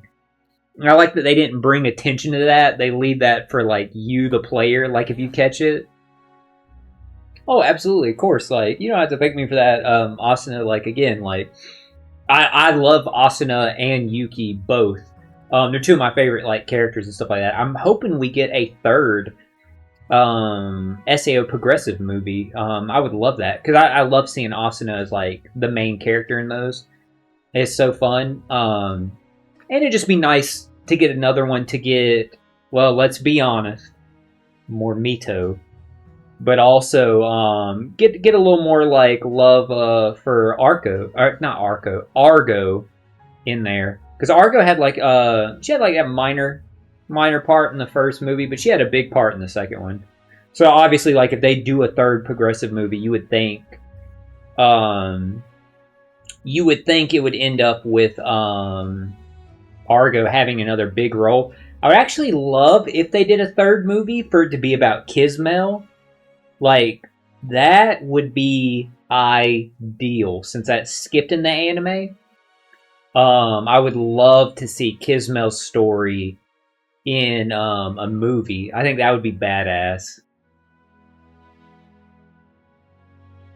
Miss Kismel, man. God, Hollow Realization is such a fun, like, good game. この後のことを考えていた。プロ棋士に見つかっはい、そうですね。そうすべきでしょう。今回ちょっと深追いしすぎた気がしてさ。I was about to say, if you bite me, I'm gonna be mad. So please don't bite. What are you smelling my tattoos, or you just sniffing me in general? What did I just say about biting me? I knew your ass was gonna bite, because you only smell like that when you're about to bite, and she just bit me on the knuckle. You know what I hate is how they made a lot of... You know what I hate is how they made a lot of effing episodes for One Piece. Well,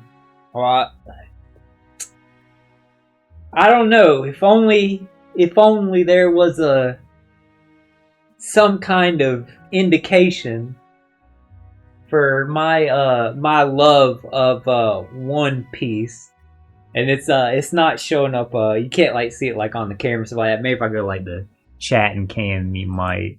But I got a 2 Nico Robin tattoos on this side of my arm. It's the I Want to Live panel. And on the other side of my arm, it's Demonio Fleur. Robin's my girl. So that way I got Robin at her lowest when she like was at her absolute lowest. Not when she says I want to live, but the moment right before she says I want to live, she's at her lowest. When she says I want to live, that's when she gets a resolve to live. But on the other side, I got Demonio Fleur, so it's her at her strongest, and it's her taken back where they called her Devil Child and was making that as like a negative. She turned that into her greatest strength.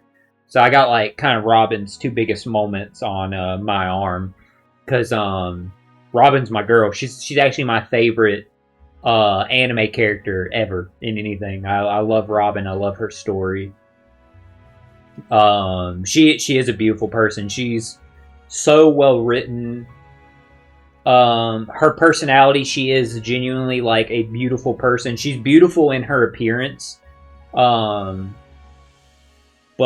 she has like her soul and everything like that. She just really resonates with me. I've always connected with Robin. Absolutely like loved her. She's one of the most important characters to me, and she's my favorite character in anything. Absolutely love her. So I got Robin there, and whenever I get the ability to once I get like some stability back with like the stuff I got going on in my life, to go like get the rest of my like tattoos. We were talking about this earlier. I'm gonna get Roger and Odin on my leg, because I love Roger, I love Odin. I love the entire Roger Pirates, but him and Odin, I love their friendship. They're like brotherhood. Up here, I'm going to get Yusuke from Persona 5. Yusuke's my guy. I just feel like I resonate and relate with him. Inside my arm, I'll get Yoruichi, because again, Yoruichi, another character I love, and the beauty that Yoruichi is, like, she's special to me in a similar way that like Robin is. This one's the one that I know a lot of my friends want to see and stuff. But over here is going to be Gordo and Akihiko. That's what I'm known for, my BB tag team. Absolutely love Gordo and Akihiko. And now playing Persona 3 for the first time ever off stream. It's making me love Akihiko even more. Like he was already my guy from Ultimax and BB Tag, but getting to actually see his story, like, love the character even more. And I'll finish it off with up here. Up here will be Lum from Urusei Yatsura. Lum's my girl. She's just Lum's that it girl, man. If there's ever an anime it girl, it's Lum. She's just like, God, dude. The way like Lum's outfits are and stuff, she's just phenomenal. Because I love fashion and stuff like that, and Lum is just stylized so beautifully and so well. She's such a phenomenal character design. Which is a great character anyway. I love Lum.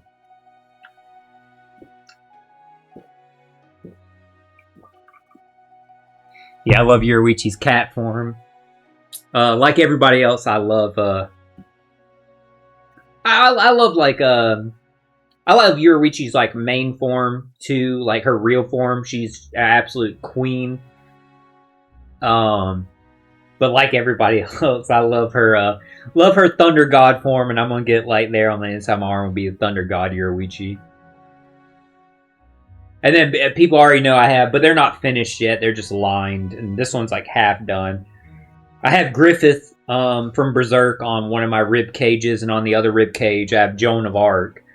And sometimes people be like, "Oh, Joan of Arc." They'll be like, "Yeah, from what anime or like manga?" And I'm like, "From history books." Like that, like the actual Joan of Arc I have on my rib cage, the patron saint, the soldier. Yes, that Joan of Arc, not a character.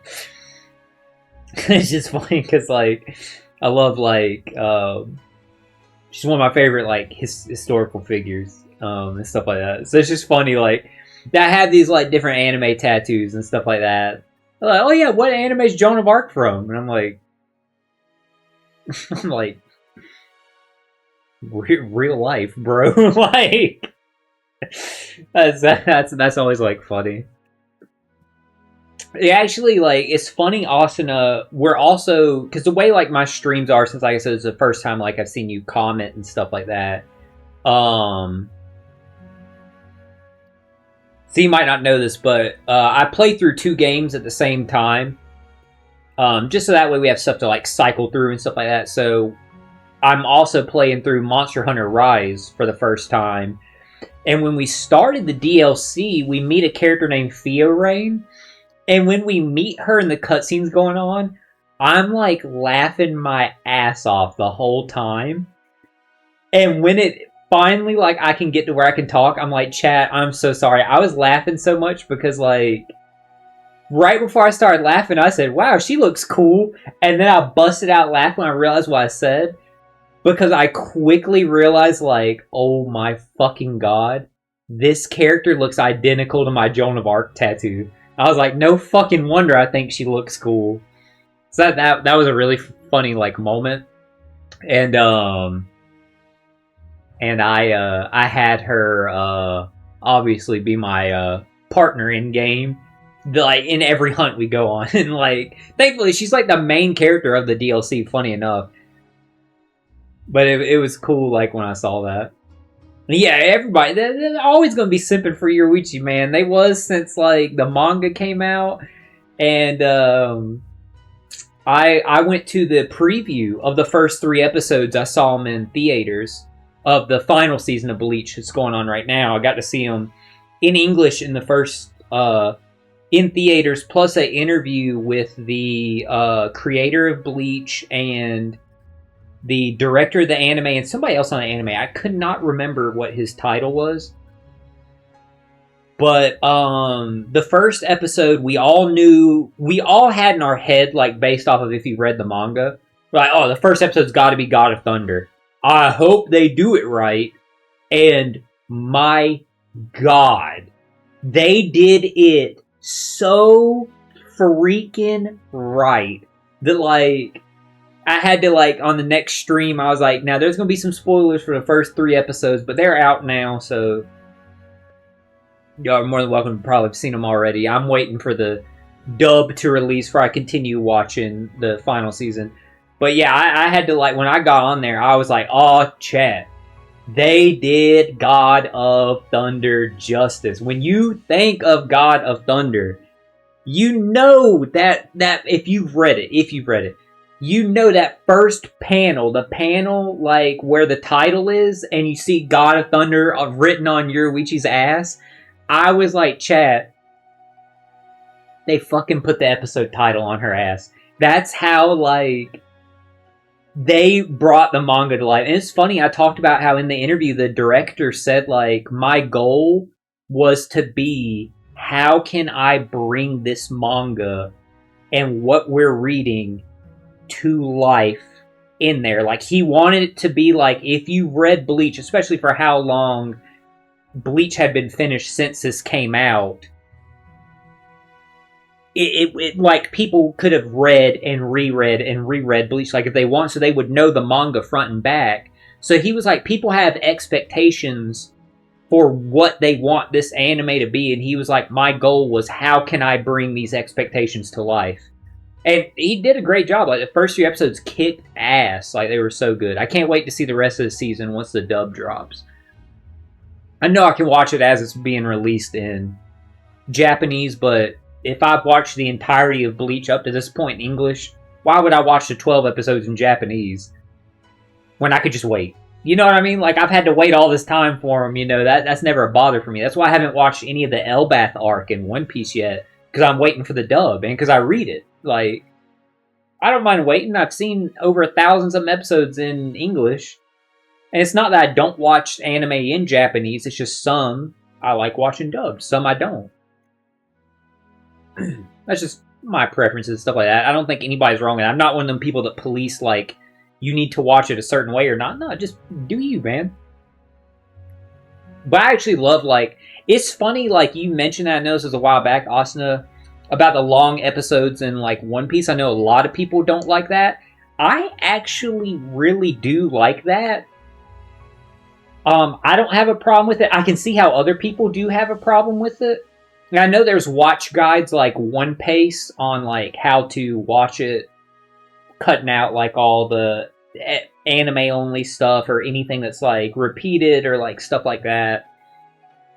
But I just feel like, me personally, what I like out of One Piece, or what I would have wanted out of One Piece, is rather than the remake that they're doing that's supposed to have the better pacing and stuff, well, it will have the better pacing and stuff. I would have rather them made something else, if that makes sense. Either, and I know they are working on a new One Piece movie right now, but I'm saying like we could have got a One Piece movie, another one sooner, or like how they did Monsters and One Piece Heroines, which I'm glad they did One Piece Heroines, but only the Nami episode's out so far, right? If the other ones are out, I'm gonna like watch them. I just didn't watch the Nami one because I'm not a Nami fan. But I want to see like Hancock's episode and like Robin's episode, and I don't remember who else gets one. Reiju, maybe Perona. I know there's like a couple One Piece Heroines books. I know like Uta isn't Uta in one of the One Piece Heroines books, or no? I just don't think that Uta's getting an episode. At least not yet. But either way, like, I wish they had done something like that instead of a One Piece remake. Because, like, there's the Law novel that they could animate. There's the Ace novel that they could animate. There's the Sanji Food Wars manga that they could animate. Or, like I said, a new One Piece movie. I have always thought this, and I will always say this. If they ever do, like, any kind of One Piece spin-off thing, the only two things, like, I would really, like, want to see and think they could dive into is a spin-off centered around the Roger Pirates. I think would be cool to, like, get to see some of the stuff they did. More than, like, what we just see in flashbacks. Because, like, he was the King of Pirates. They did so much shit that we don't know about. That'd be cool to, like, show. And there's so many interesting characters, and it'd be cool to get to see that age of piracy a little bit more.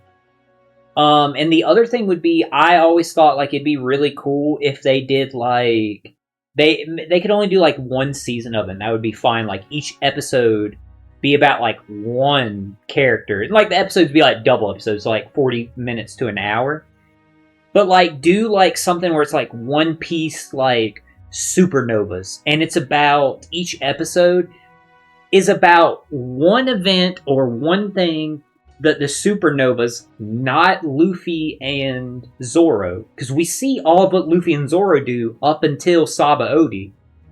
We don't get to see what any of the other super rookies did outside of, like, mentionings or a few flashbacks or stuff like that, but we really don't get to see the extent of, like, stuff that they did that got their bounties so high. Like, I always thought that'd be really cool, like a one season, like, spin-off show where, like, one episode's about something Beji did, like, before Saba Odi, that got him, like, so notorious. Something that Hawkins did that got him so notorious. Something that Diaz did. What? I'm assuming Diaz's bounty was so high just because, like, bro, he was a rear admiral and then turned into a pirate. Like, that alone probably got him a pretty high bounty, you know what I mean? But you get what I mean, like, just let the other supernovas get, like, some shine and stuff like that. And it adds to all their credibilities of, like, why they had the bounties that they had. I just think that, I always thought that'd be really cool. Plan on cosplaying Thunder God Yoruichi. I've seen Yoruichi cosplays before. I've never seen a Thunder God Yoruichi. Now, don't get me wrong. I'm positive they exist. I've never seen one, honestly. I've seen a lot of Yoruichi cosplays, both of her in, like, the present of Bleach and her in, like, when they do flashbacks when she was a squad captain. Because, you know, she looked a little bit different there. She had, like, the shorter hair and stuff like that. But I've never seen, like, Thunder God cosplay. I'm positive it's out there, though. If it's in a series, I feel like there's a cosplay of it. From someone, you know what I mean?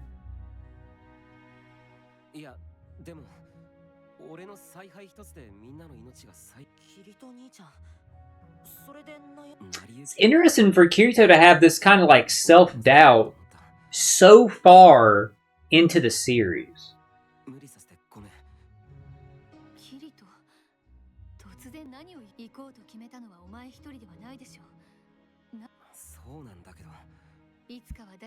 Because it's funny, like, think about all the different challenges and stuff they've had to tackle at this point. It's just interesting to get this far into it that, like, before we fight Proxy, so not even, like, the main villain of the DLC, Kirito has this doubt of, like, am I leading y'all down the wrong path? Like, is this too dangerous? It's just interesting. アリスの言う通りだよ。そう考えるなら僕たちでよかったじゃん。ここまでずっと一緒に戦ってきた。 That's funny, you never hear Yu-Gi-Oh! Like, really, like, gas himself up like that. Even there, he was saying, like, hey, I'm not trying to brag, but we're pretty damn strong. I mean, he has every right to say that for, A, all they've accomplished so far, but, B, these 4 right here have been the ones to kill the 3 other lords, so, yeah, if I'm Yu-Gi-Oh! I wouldn't be worrying about facing Proxy compared to the others.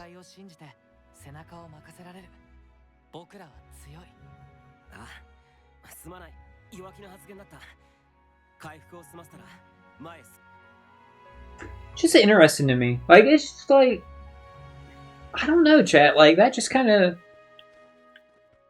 it's just a little strange. Like, for Kirito to then have, like, that random bit of doubt there.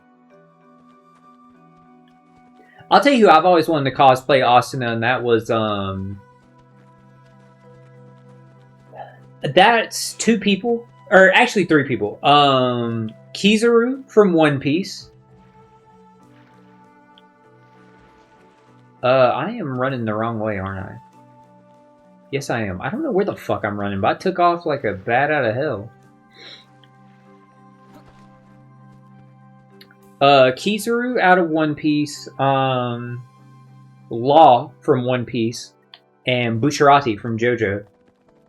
And the funny thing about Bucciarati and Law, and why a lot of people that are like my close friends and stuff are like, oh yeah, you do great cosplaying them, is the fact that I have a full chest piece tattoo. So, of course, the 2 characters I would like to cosplay also happen to have full chest pieces.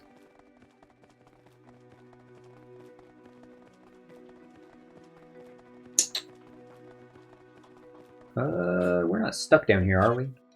See if I cast the Sacred Art or whatever. I really don't want to run all the way back. Dude, I will never remember how to do these, because I do them so little. Now let's get out of here, bro. Hey, good, we didn't have to run all the way back. I know tomorrow's the 19th, chat, and allegedly the rumor is that's the day that the pumpkin spice gonna return at Dunkin' Donuts. Y'all know I love pumpkin spice. But at the same time, I ain't gonna front, chat. I'm a little sad because that means like no more summer items, and that means no more peanut butter. I did not expect that peanut butter Dunkin' Latte to hit me as hard as it did. But I'm gonna miss it. I wish peanut butter was a year-round flavor. Thank God they made my butter pecan year-round. That peanut butter Dunkin' Latte was like... I'm gonna miss it, bro. That shit was good. That ice cream sandwich... Not ice cream sandwich. Ice cream cake donut was good as fuck, too. I ain't even gonna front. That thing was good.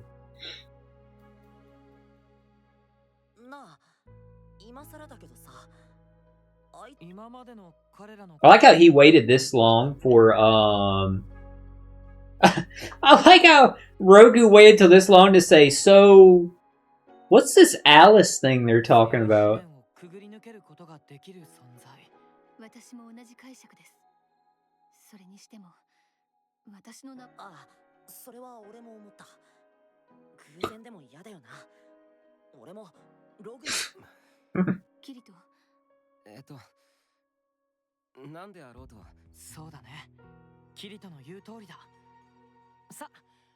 Going to a free anime thing in the 21st in Seattle with your brother. Very nice, very nice. Do you live in Seattle, or you just going to like visit for that? And if you don't want to share that personal detail, totally fine. I'm just asking because of I know from seeing other people say that going for that Well, while you're there, I do know from seeing other people say this that there are apparently a plethora of retro game stores in Seattle. So if you're interested in getting any, not necessarily just retro games, but looking for any used video games like or deals or stuff like that, apparently that's a good time for you to like stock up and stuff like that while you're like going to be there. さすがユージよ。よし、みんな準備はいいか。もちろん。あいつのおかげで大量の敵と戦う羽目になったこと、お礼してやらな。はい。プロ騎士を倒せば。 Next time I go to the mall like near me, I need to go to the game store there and like check out some stuff. Because I am planning on getting, like I said before, actually I may never mention this. I was gonna get a component cable to HDMI converter because I have like several like a good bit of consoles I've had like my whole life. Like I just get them as I grow up. I never like sell any of my old consoles, so it'd be nice to like stream with those. I know we talked about like, and I know I could probably easily find this at a retro store. Maybe streaming Blue Dragon, the Xbox 360 exclusive JRPG, so I think that might be cool. But I can't remember if the 360... I know my 360 came with component cables, but I can't remember the 360 had HDMI out. I'm not even sure if I would need it for that. I know I would need it for like my PlayStation 2. I got so many games in there for it.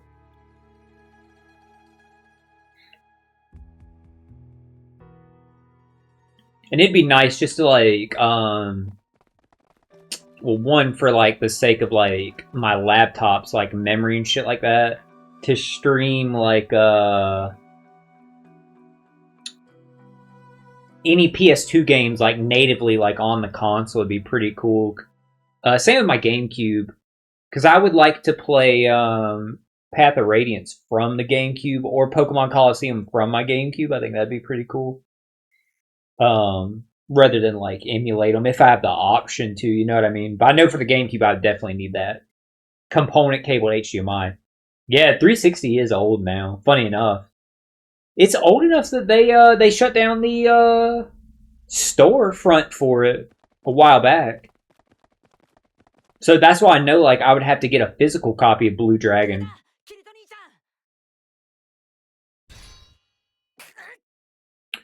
It does suck with the storefront being closed because I didn't know if Final Fantasy 13 had any DLC. Because I would actually love to play. I've always wanted to play the Final Fantasy 13 trilogy, but by this point, I've been like, surely they're going to re-release it, and then never have.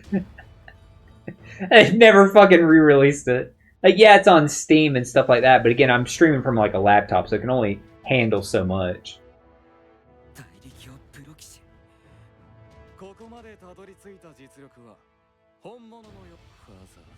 I played Genshin Impact right when it came out. I played it when it came out for a while. Maybe like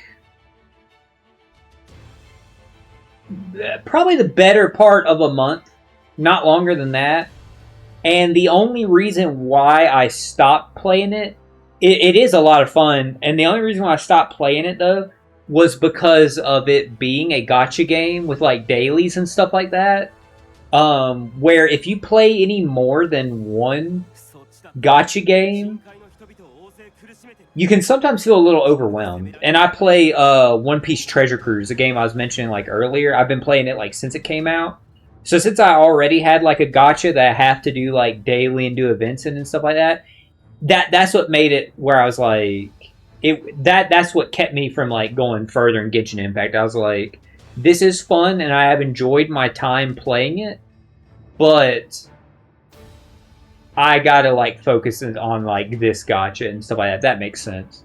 But I did like it a lot. I've never played Wuthering Waves, though. I don't know if you could play that on PS4. I don't believe so.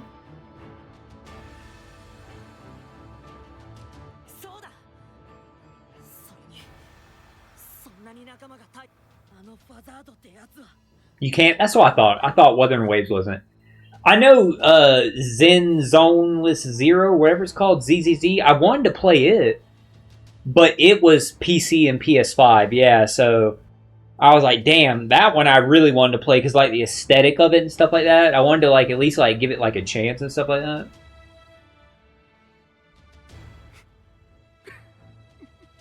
何がおかしいの？いやその通りだと思ってな。感謝？何？あらゆる邪魔者を排除してくれたこと。邪魔者？ Obstacles. ZCZ is a very fun game. It looked like it because like from my understanding from everything, it looked like a gacha character action game, like how Genshin's like a gacha JRPG and stuff like that. So I was like, oh, that's like interesting stuff like that.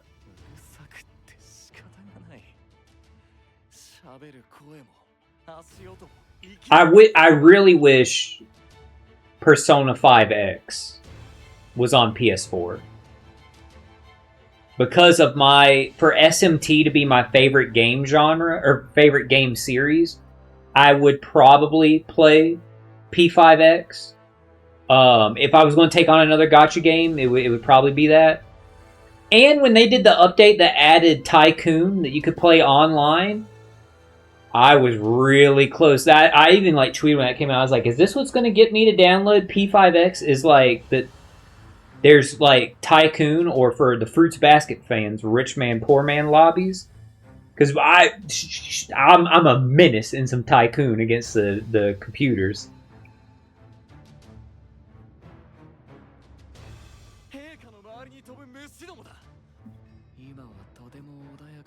Yeah, P5X. Is it fun? Do you like it a lot?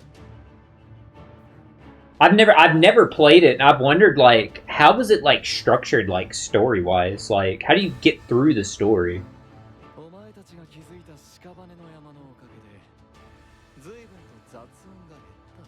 Because like I said, Shin Megami Tensei is my favorite game genre or series ever. I don't know why I keep saying genre. I think I beat 16 of them, if I'm not mistaken. I think I beat 16 of them. I'm not 100% sure. I'd have to like go through like recounting them. That's why I'm playing through Persona 3 Festival right now for the first time. When I finish it, I'll play through Persona 4 Golden so that I can do Ultimax's story, because it takes place after both those games.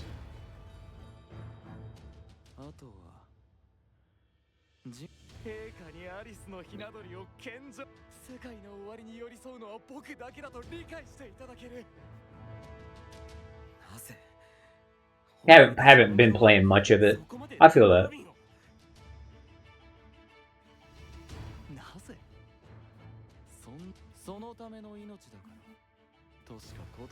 I ain't going front chat. I'm getting hungry.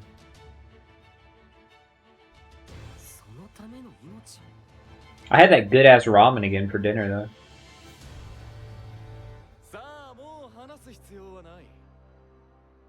I just, because of all the stuff I had going on, I got blindsided by that bad news yesterday and stuff.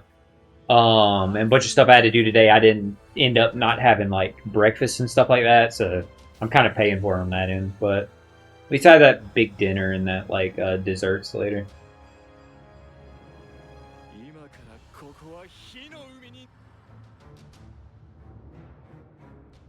About to become a Sea of Ash? I was about to say, he doesn't look like a fire user, but once I saw it was like these blue, like, will-o'-the-wisp type, like, fires, that makes more sense. Now I get it. It's like spirit flames.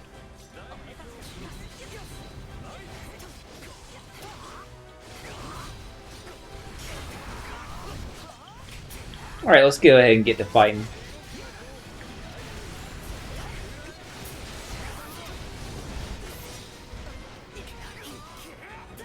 Yeah, I'm sure this fight with Proxy, we'll see how it goes. I feel like battling him, we're probably definitely going to get like a cutscene in here. Oh, damn, that was his fire? I'm literally so used to like your party members casting Sacred Arts. That actually threw me off like guard that was his fire.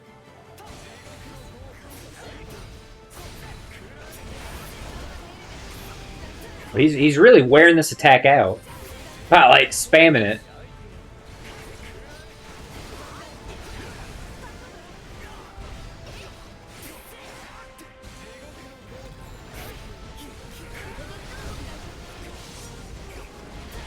Man, I gotta say this, chat, in case like y'all are watching. Oh, he got options too. That's funny.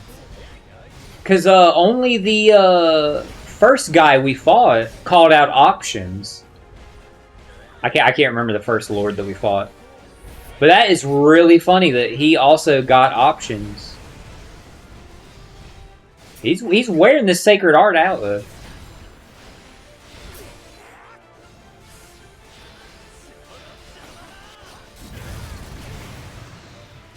Wait. One of the other four lords did that like kind of like AoE attack like too. If I'm remembering correctly. Is he like cycling like all the others' attacks or some shit? Let's be real, chat. Y'all can be straight with me. Am I overthinking it? Am I putting too much stock in this game?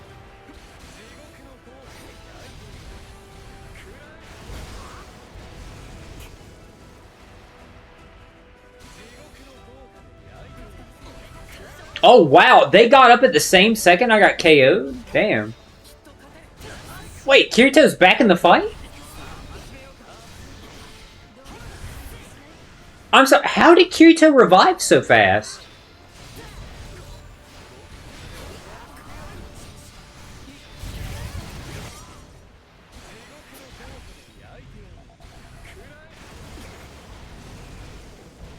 He's wearing that sacred art out.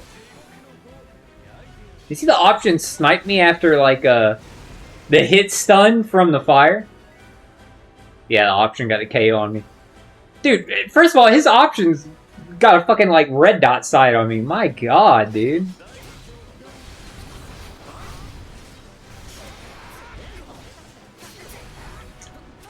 I don't know if you guys saw he likes to spam. Dude, I can tell. I was talking about this before, in a prior, like... It was fighting one of the four lords. I don't know which one it was, but... I mentioned this, and since you've played through this game, Asuna, you'll know what I'm talking about. After playing so many JRPGs I've played in my lifetime up to this point, the combat in this, like, one for like boss fights like this is so strange because it's like the bosses are like devoid of patterns. Like, if you've played this game enough, you'll know what I mean. Because yeah, sometimes they'll straight out like just spam stuff like that, and it'll be like the same thing. Sometimes they're just like, ah, whatever. And they'll just stand there and you'll hit them like 30 times in a row and they won't move.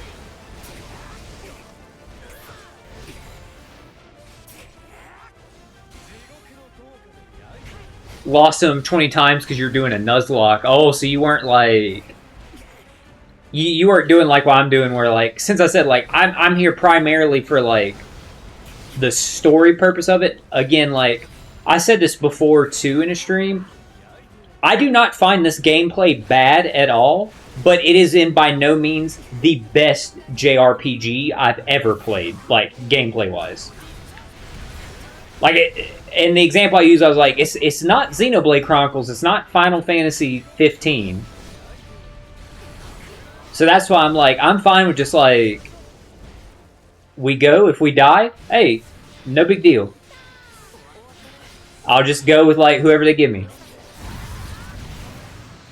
And then, you know, we'll drop his level. No biggie.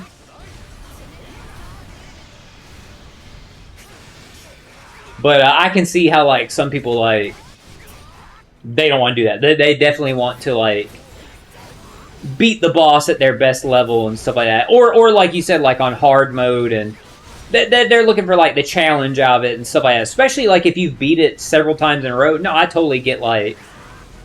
upping the difficulty on it and stuff like that, especially because like your character's gonna level up every time you beat it and shit.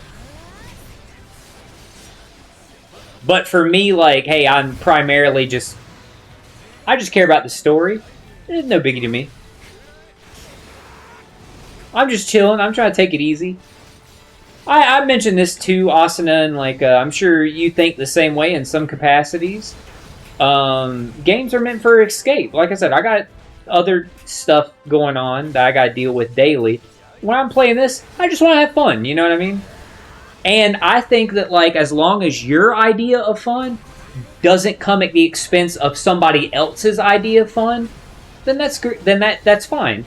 I'm not big on like toxic players in any game, and I'm not big on like griefing. Because you shouldn't, your fun shouldn't be defined by how miserable you can make someone else's experience, if that makes sense. That's just my take on it. Yeah, that's just my opinion on it. So that's why for like me, what is keeping me invested in this, again, I do not think the gameplay is bad at all. I like the gameplay in this. But it's just not the best, like, for all the JRPGs I've played, it's not my favorite system, if that makes sense. Final Fantasy 15 is just a good one for me to fall back on because, in that example, because I absolutely love the combat in that game. It's so fun. But yeah, it's just my opinion and stuff like that. And like you said, just like you said right there, Austin, I don't blame anyone for like either way. We talked about something similar, like because like I said, I'm playing through Monster Hunter Rise. Also, someone was commenting about like, oh, you know, I've seen like over a couple streams like you're only using the longsword. Is that intentional? Like all the weapons are fun or stuff like that. Like, don't you want to check them out? And for me, like personally, like. No, I genuinely, like, don't want to play any other weapons because, like, I like longswords. Like, I looked at what all the other weapon types looked like and how they are, and I've seen them in videos, and longswords, that's just the one that interests me the most. That's the kind of stuff that I like, so. You like to play a lot of games? Like I said, what I do is my channel and my streams are primarily focused on JRPGs and fighting games, and also Japanese developed games in general. I don't really play a lot of like non-Japanese developed games. Not that there's anything like wrong with them. It's just that 9 times out of 10, those just aren't the kind of games like I like to play for me personally. Nothing against them. It's just I happen to like Japanese style games and stuff like that. So we played through a lot of like JRPGs and fighting games like on stream and stuff like that, primarily. But also, and I'll have 2 going on at the same time. So like I said, right now it's Monster Hunter Rise and this. When we finish the next SAO game, I'll be going into Rogue Galaxy, the PlayStation 2 the PlayStation 2 JRPG made by Level 5, but we'll be playing the PS4 version of it because of its like enhancements. And when we finish Monster Hunter, we're going into Digimon Cyber Sleuth, so that'll be a lot of fun. But off stream is where I'm playing through the SMT games and stuff like that, because I already, like, I don't want any of the games I'm playing through spoiled, and I have never had anything spoiled while playing a game or stuff like that, because you see it's, like, in my rules and stuff like that. But also, I wouldn't want to spoil an SMT game for anybody in the chat. I just feel like I wouldn't feel right playing any of them.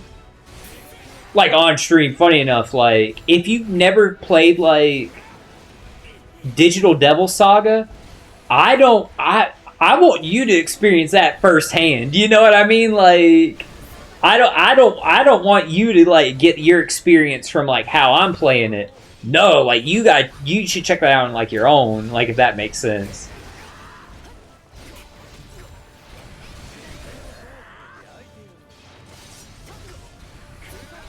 Which game were you saying was fun? Well, I see here you said you played each of those too. Yeah, I'm excited for both Rogue Galaxy, because it's a game I've had on my radar since I was growing up. I had PlayStation 2 growing up, but I unfortunately never got that game. Same thing, I always talk about Final Fantasy 12. Final Fantasy 12 is kind of like my white well. Like, it's hella, like, accessible and available right now, but I still haven't, like, played it yet. When we play through Final Fantasy 12, it will be on stream. But it's just funny, like, I've wanted to play it since I was a kid, but I just never have for whatever reason. But yeah, I'm excited to play Rogue Galaxy because it's something that, like, has been on my radar and I've been wanting to play since I was a kid. You grew up with Final Fantasy? I grew up with just a lot on my N64, GameCube, and PS2 in general. I don't know what I would say I specifically grew up with, other than, like, WWF No Mercy. My God, did No Mercy stay in the N64. Also, I will say this I definitely grew up with, was Ratchet and Clank, Jak and Daxter, and Sly Cooper.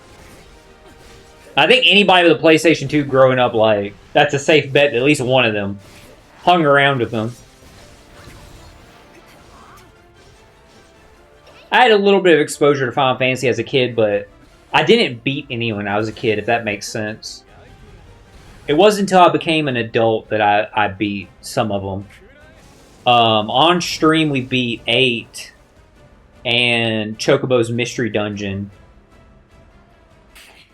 And off stream, before I started streaming, actually, I beat Platinumed even Final Fantasy 15 Royal Edition. Absolutely love that game. It's one of my top 10 favorites.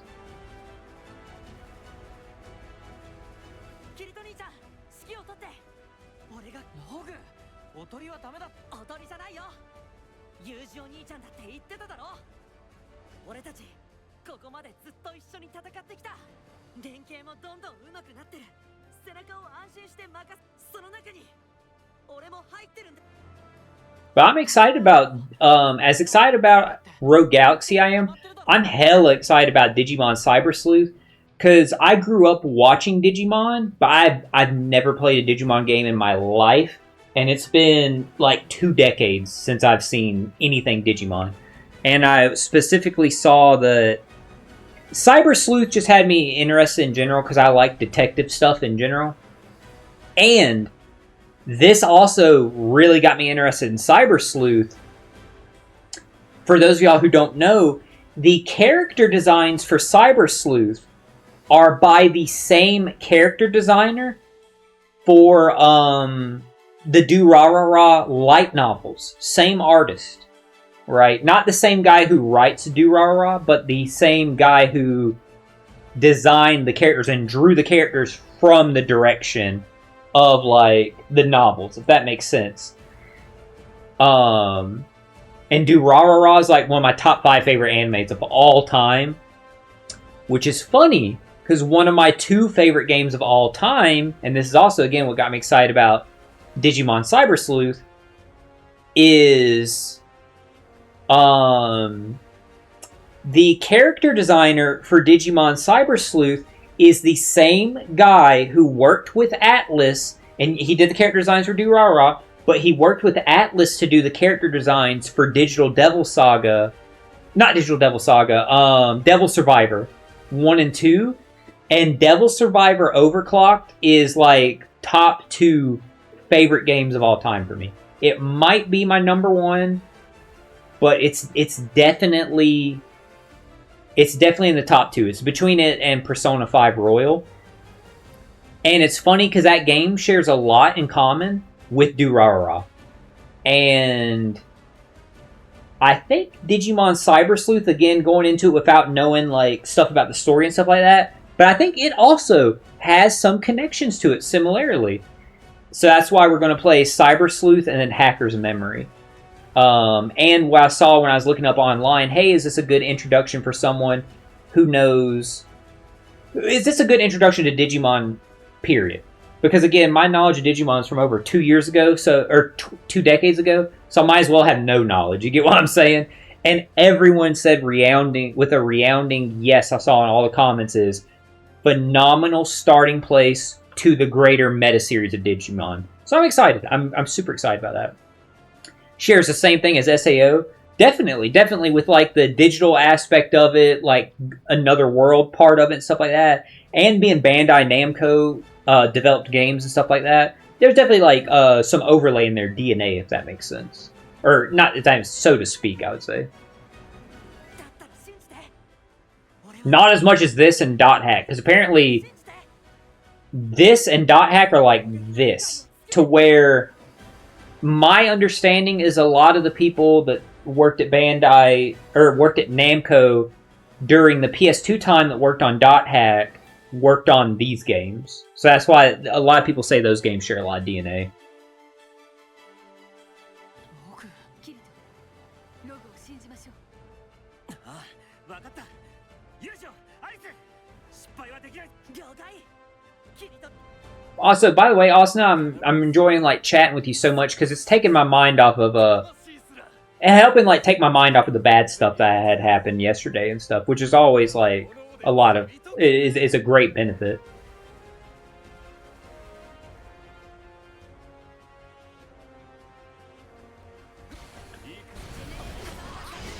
Is this just me, or is it kind of interesting that his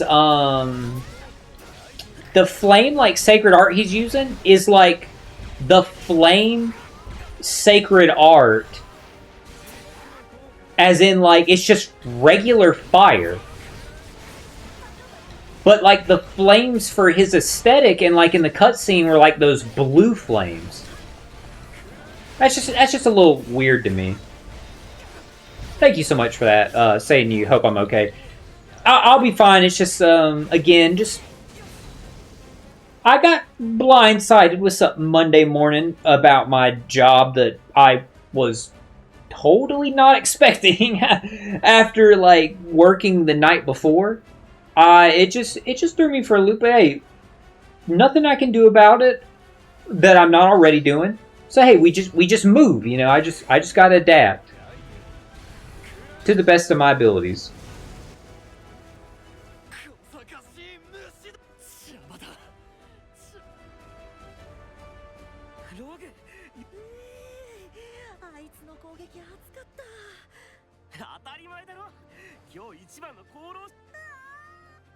That fire must have really been hot for Roku to say it's hot, because he be over here. He'd be over here to he'd be over here like taking damage and shit just because. I mean not just. He'd be over here taking damage and shit like whatever. Like so that must have really been hot.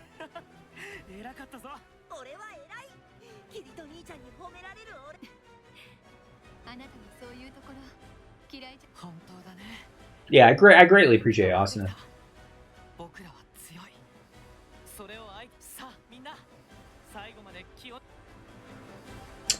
Also, I don't know if I mentioned this chat, or if y'all saw from my fellow, like, Gray 59 fam. Yeah, they announced yesterday, kind of caught me off guard, that, Suicide Boys announced, like, for Grey Day, they launched that website, like, poll, or, well, yeah, it is a poll, where you submit a ballot for, like, 10 votes for songs you want to hear played at Grey Day for your specific, like, concert and stuff like that. Which, that's hella dope in general, and man, y'all in the cities where, like, they're doing back-to-back shows, like, they're performing night 1 and night 2, oh, y'all are so lucky. Because that means so many of the songs y'all get to vote for, you're going to have a high chance of hearing it. But I was like, when I saw every song was on there, oh, you already know. You already know. Of course I voted for What and Cherish the Dead. And if they perform What or Cherish the Dead, I'm losing my fucking mind at the concert. Honestly, if they perform any song off Yin Yang tapes, I'm losing my fucking mind. because I never thought I would hear a Yin Yang Tape song live because of the vocal distortion on those songs. Same thing with Cherish the Dead. Like, I know it's a different type of distortion on both, but again, that's not their normal vocals. They're filtered and stuff like that. So getting to hear it live, I even if it's not what if it's any, if I hear one song from the Yin Yang Tapes live, I'm gonna lose my mind. To the point that I was thinking about like using my second email, because you can only cast one ballot per email. I was thinking of using my second email and just filling it with 10 songs from the Yin Yang Tapes.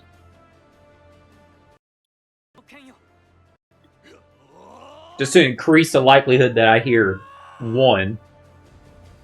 And because after I submitted my ballot, I was like, man, I should have voted for Bloody 98, shouldn't I?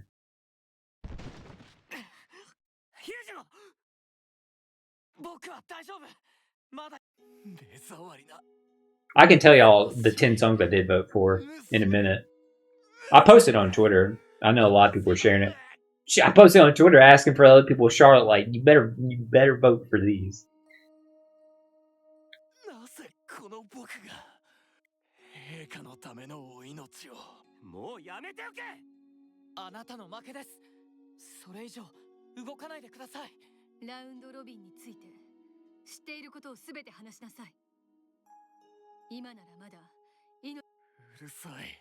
Tell us everything you know about Round Robin.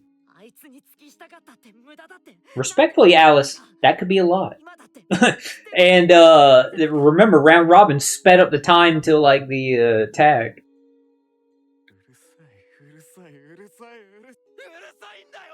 That was actually very like intuitive and like correct of Rogu to say, "Don't you see you're just a pawn to him?" Because you know stuff is going over like Rogu's head, but you know he ain't an idiot though.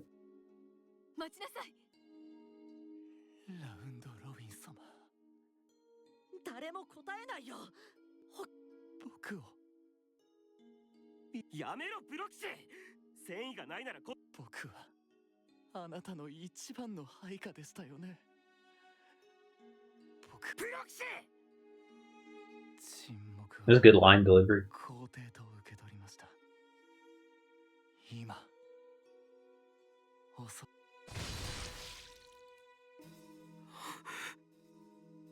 I didn't expect him to commit seppuku.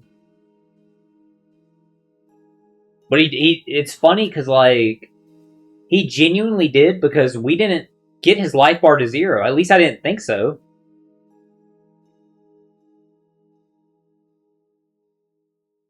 I thought we didn't. I might be wrong, but...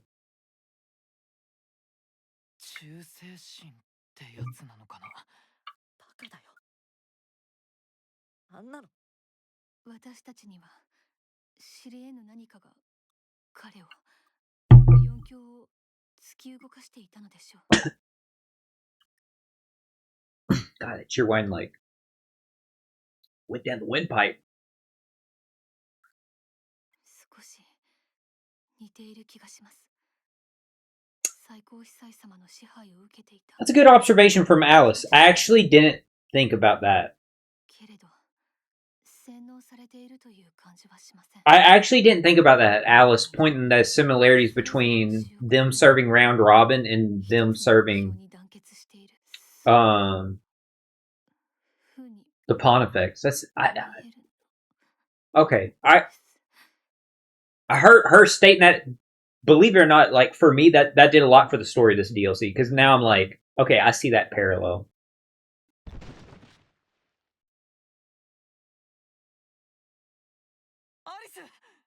I'm surprised she dropped her one knee. The way that sounded, I thought she like fell out.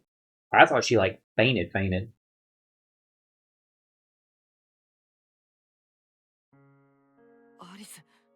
意識も混濁してるみたいだし、呼吸が浅い。アリス姉ちゃん、具合悪くなって。そんな前から？ごめん。いや、やっぱり俺が言うべきだった。ごめんなさい。ログのせいじゃない。俺が体調に気づいてやれなかった。ただそうなると、二人抜けるわけか。4強も倒したし、先を少しだけユージを、あと少しだけ俺とユージを。その言いにくいんだけど。見せてみろ。すぐ回復を。さっき試してみた。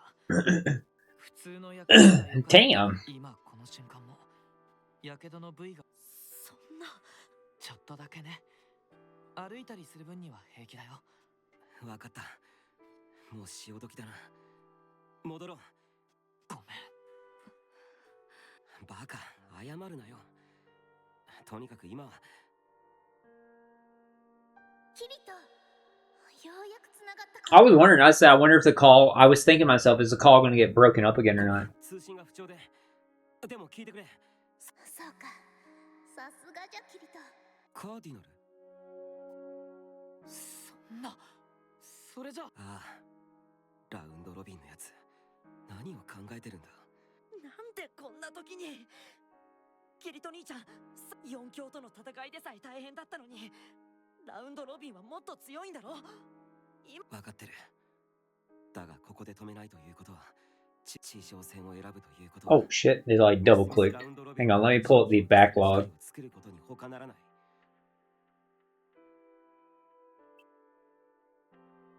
Giving him the... Oh, no, I didn't. I didn't. Okay. Weird, I thought I did. 迎え撃つにしたってすぐに救援は来ないよね。となると今のこの状態。いや、その場合お前たちは戻ってもらうよ。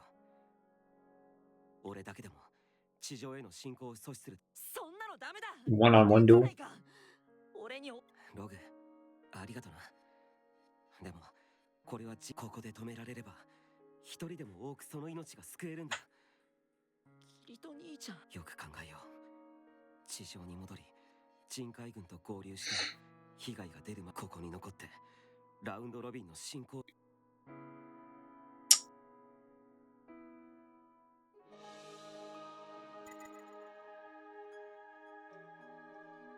That scared me when Rogu popped in there.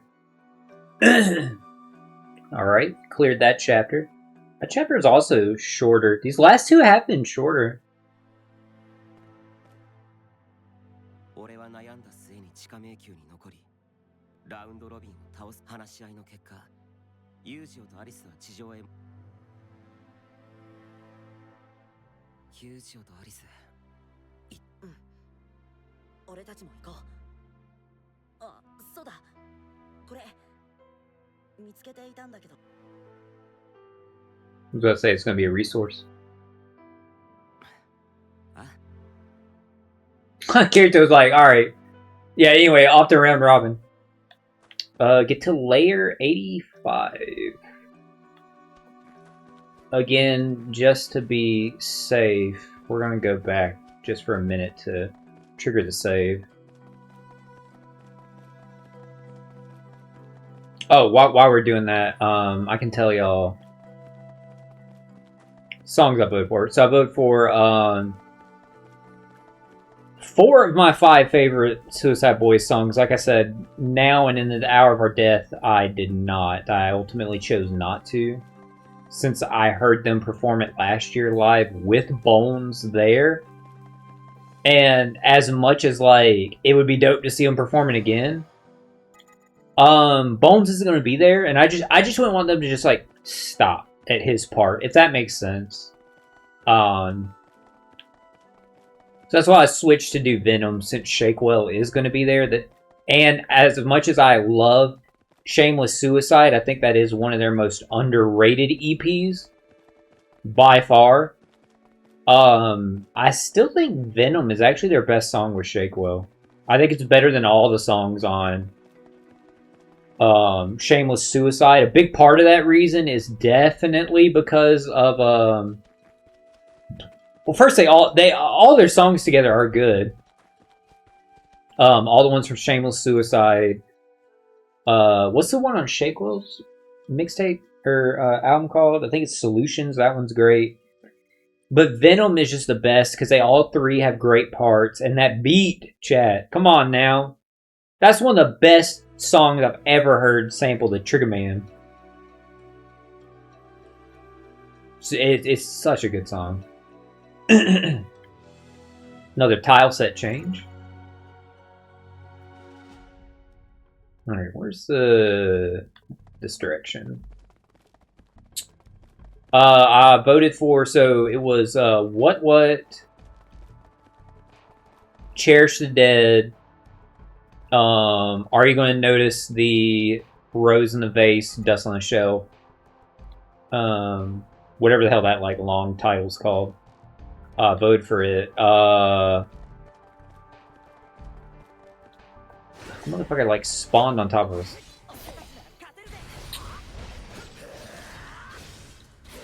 My brain is like struggling to think of them for some reason. Here, let me just look and see. What? Cherish the Dead, Dolomite. I was like, damn, what the fuck are my other favorite Suicide Boys songs? Are you going to see the rose in the vase or dust on the shelf? You're now tuned in to 66.6 FM. Because I think that would be the best song for them to like start a show with. Smoked Out, Scoped Out. Self-destruction was an Olympic sport. Champion of Death. Fuck Ups. Because what's funny about Fuck Ups is I thought for sure, like, oh yeah, we're going to hear them sing, like, majority of the songs from, that album. Damn, I can't even think of the album's name now. Because of it being the most recent. It came out after last year's Grey Day, so they haven't performed those songs yet. Then when they said, like, you vote for the songs, I was like, oh shit, that doesn't mean we're... That doesn't mean we're guaranteed to hear Leviticus and Blood Sweat or, 2009 Reggie Bush. Like, I wanted to hear... God, I want to hear that song so bad live. And, definitely... Damn, I should have voted for this one, too. Definitely hypernormalization. But out of all those, and other ones like Angel Grove, Frenzy, I was like, I think Fuck Ups is the one I want to hear the most. So I voted for it. And then the last one I told you was Venom. So those are the 10 that I voted for. But I'm probably am going to use my second email and vote for more songs from the Yin Yang tapes. Plus what again, just to buff it. Shit, probably just Cherish the Dead again. And then use the 8 other ones on like different songs, but...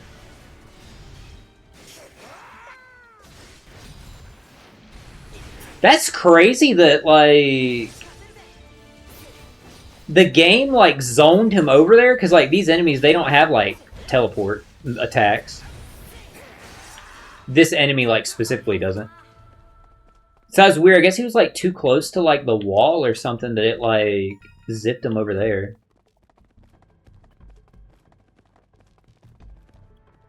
Get confused when you play, like,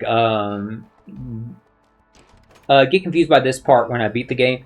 I'm just not the biggest fan of, like, these floors in this procedural generated section. Like, I said that before, that I felt like...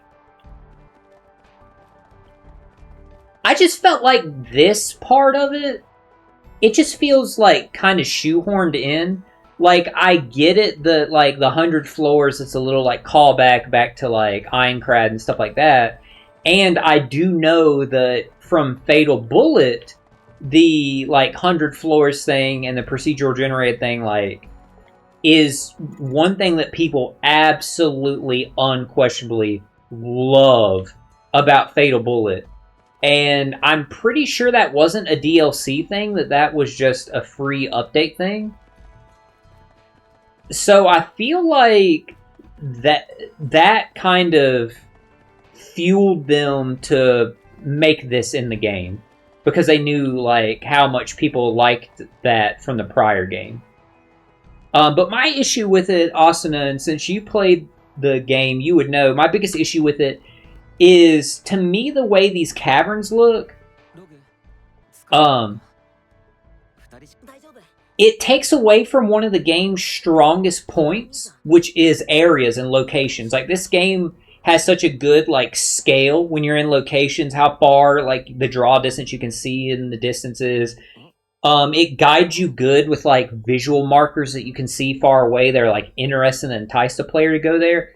But then these caves, like, the walls are just so close, and there's, like, nothing, like, distinguishable or, like, interesting in them, that it hurts the game. It takes away one of its strengths, if that makes sense. Like, to me, that's how I feel about it. 地上に戻らなかったことだよ。本当にこれでよかった。改めて問われると決めた。俺はここに残る。残ってラウンドロビンと戦う。 That's funny, because we didn't see when he said, like, he decided exactly. But where they were saying it talking, they was not leaning up against a tree at all. 無茶だよ。キリト。悪いみんな。もう決めたんだ。けどログ、お前に頼みがある。アリスと俺がここまでの道筋をお前なら知らせることができる。俺はできる限りラウンドロビンを足止めする。倒せればいいが。I mean, in all seriousness, if anybody could do it one-on-one, it'd be Kirito. そして人海軍と合流できれば一網打尽のな。そんなのダメだ。地上っておかしくないよ。おかしいよ。おかしくないんだログ。自分勝手だけどさ。俺にとって Kirito said that, spoken like a true main character, fighting to protect someone gives me my strength. 手のひらからこぼれ落ちるってことは何より辛いことなんだ。どのみちラウンドロビンとの戦いは地上でやろうが命の燃やし方の選択肢は2つだ。なら俺は欲張りだから全部守れる方に命をかけたい。守るものでも分かった。友情兄ちゃんログ酷なお願いをしてるよね。うん、そんなことない。もちろん地上まで行く。おい合ってる。全部守れる方にかけるってキリト兄ちゃんが言うんだ。俺バカで。 It's crazy to think that, like, fast travel only exists to the player in this, like, game and, like, world. So all the times they've gone back to Central Cathedral, or Northern Centauria, they dead ass were, like, going back up all them floors. And then coming back down them again. It's really funny.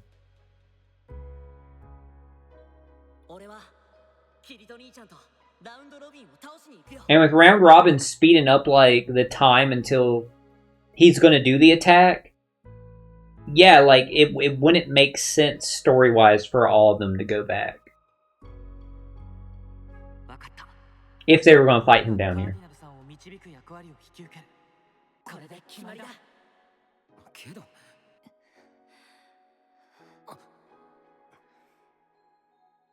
わかっカーディナルにも俺たちの作戦を伝えるよ。あっちからも動いても。すぐ準備する。そっちこそログを頼んだよ。ログ、君にはキリトを頼むね。うん、任せて友情兄ちゃん。絶対に。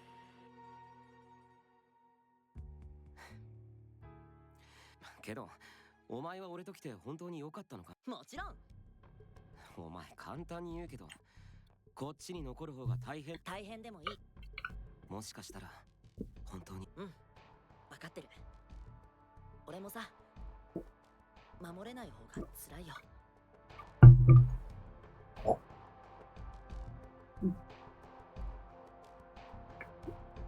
Carbonation got me. ログさあ行こうキリト兄ちゃん。この旅。 Okay, so reach layer 100. Looks like we have to actually get through them. I was hoping like it was gonna like let us skip floors like it did before.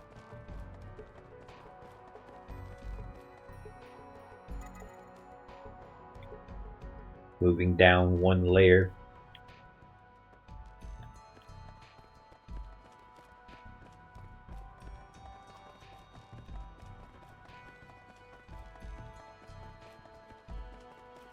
I still haven't got to do any kind of like grinding or preparing in Persona 3 Festival to beat the final boss, because I told y'all before I'm on the final boss, and after fighting him for an hour and 45 minutes, I just died on their final form once they got under 25% health, because I just couldn't keep up with the new... I couldn't keep up my health for how much damage they were outputting with the new gimmick they get at that point. So I just need to do like a little bit of leveling and stuff like that. But I have access to like the really difficult dungeon, so it shouldn't take long to like level up. I'll just have to literally like fight a group of enemies and then leave, fight a group of enemies, leave, so I can save every time. Since any one group of enemies could like game over me.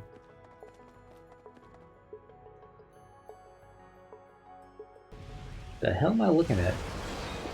Excuse me?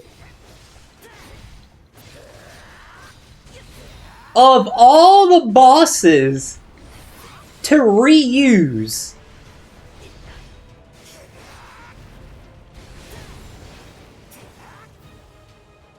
this actually shook me, chat, because we know we just been running into like the same bosses from like damn,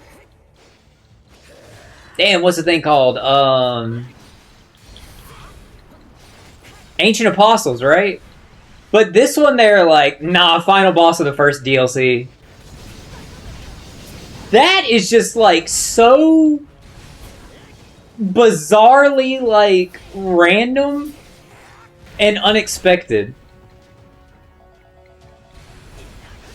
That's also, y'all can't fool me. This is just like, hey, we had the asset, reuse it.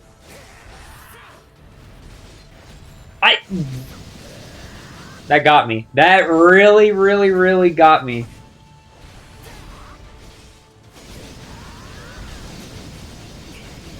After fighting all the reused Ancient Apostle bosses, I was definitely not expecting to fight him.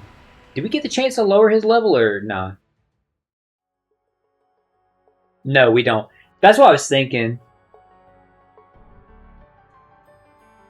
That's what I was thinking, but we saved right there. We'll just equip items and stuff like that. If we need to, we can go back to Northern Centauri and try like upgrading equipment. But we'll just try like setting like actual stuff first. Lost this boss one time on your Nuzlocke challenge of it. Yeah, I wasn't expecting that. I definitely was not expecting that. It's the one that gives us like all that health again. Dex scaling, more attack. Defense down. I don't want to like, even for the positives on that, I don't want to take like the defense down. Convert defense to attack. Spell accuracy. Yes, for all the spells that I regularly use.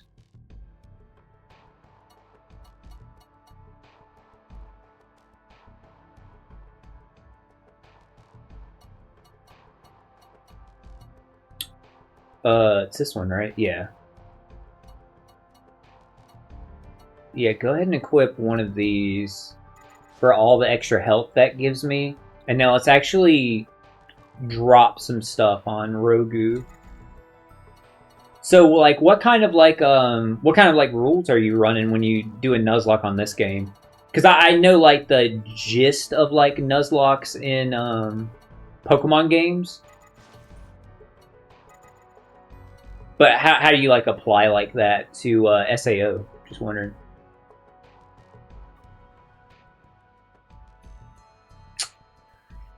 Revive time minus 10%. Huh.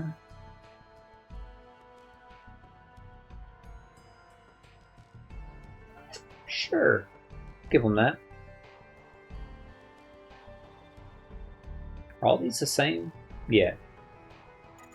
Yeah, we'll try it. Why not?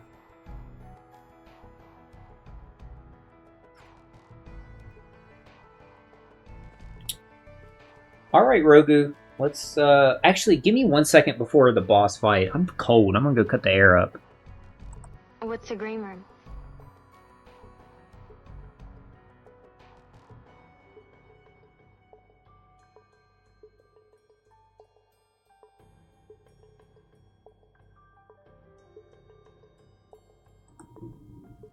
Usually set it up like when I die, then I'll have to retry. I get that. I get that. That's like what I was saying earlier. Like instead of like, excuse me, I had a hiccup there for a month. Carbonation.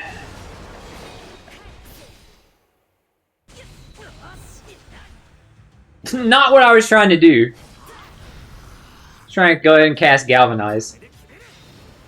Usually set it up like when you die you have to like retry. So it was like what I was saying where like instead of lowering the boss's level, like you would just like go back to that save and stuff. I get that. I have to try and backdash that when we can.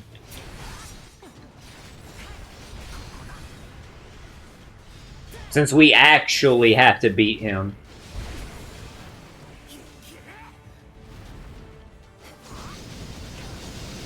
Damn, he hit me like... Oh, okay, wow, that's a crazy hitbox on that. That he was still hitting me.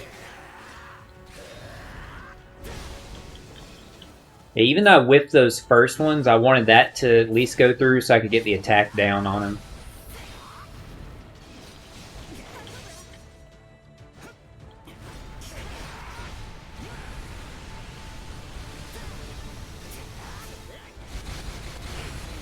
I did almost like no damage on him. Oh no, that he did there, that looked like a Chie's like attack in Ultimax, her super. In Ultimax and BB Tag, the oranges. And she hits you with the Tropicana.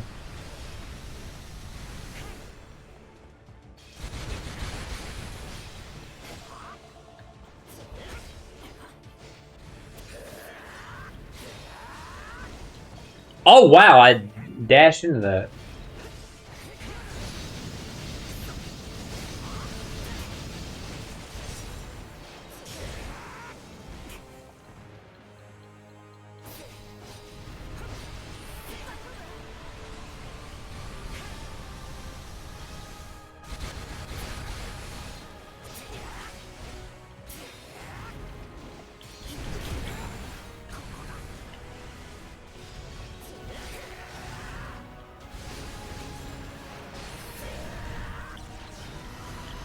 He's definitely like weaker than he is in the first fight against him, which makes sense. Like here, he's essentially serving as like a mini boss. It's just very like funny and like weird to run into that.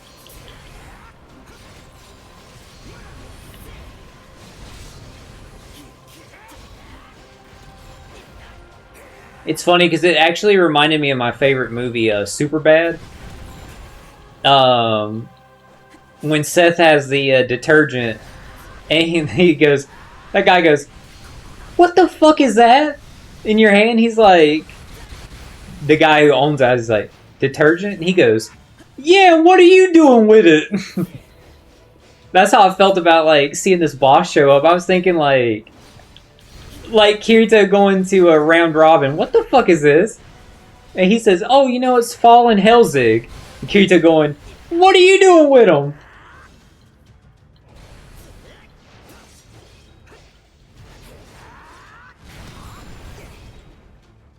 Damn, that was still active?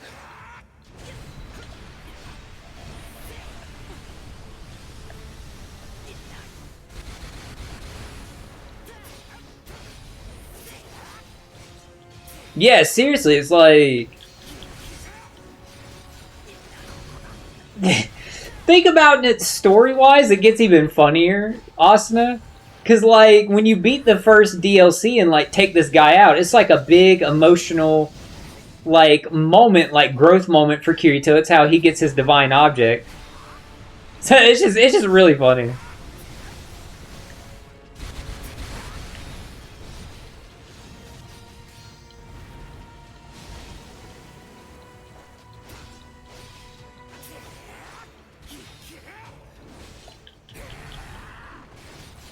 It's almost at half health. You see, like, it definitely made a difference. Removing our, what's it called? Ring. Our, experience ring, and instead adding this for more life and vit. Just so we can, like, have better survivability. And then actually, like, putting the same thing on, like, Rogu, but not just putting that on him. Putting the let him respawn faster in case he gets KO'd makes, like, a difference, because that can, like, cover some bases for us in case, like, God forbid we do get knocked down. Ideally, we wouldn't have both characters out then.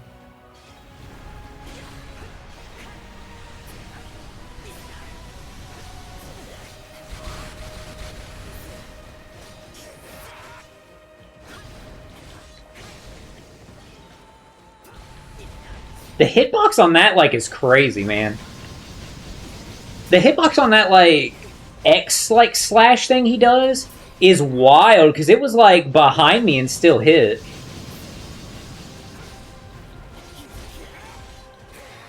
Nice.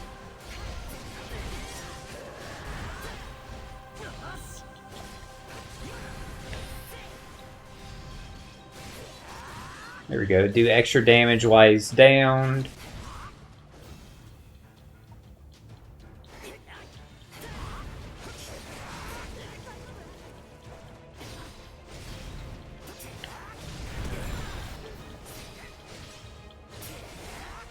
That's interesting. I didn't realize he had, like, two things there that he did. I didn't realize, like, he was doing, like, a cross chop and, like, a, like, stomp attack there. Like, he had two different, like, ways. Because he kind of started the attack with, like, the same animation.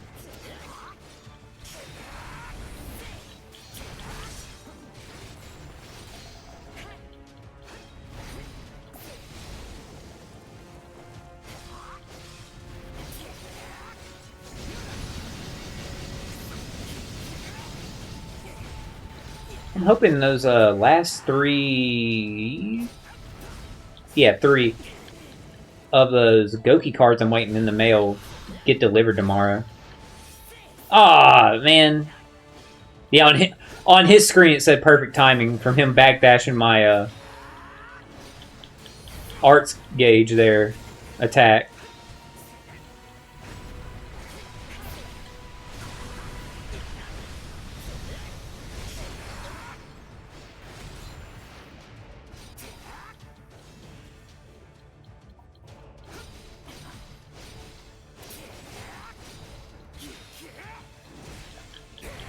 That's crazy. I didn't realize when he did that, he buffed his attack, defense, and agility.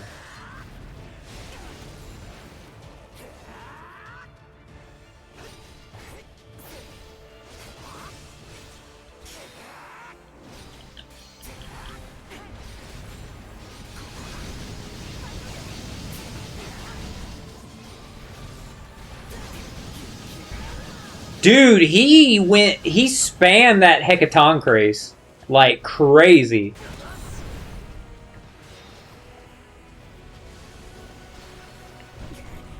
Okay,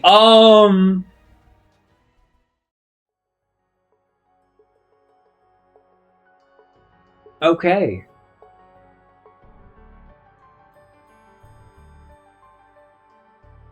Well, damn. The double Hecatoncrace cooked me. Let's look at our katanas. Yeah, I'm with you. Like, it kind of left me, like, speechless. Whoa, that was a really pretty spear. Where'd that go? That's really fucking pretty.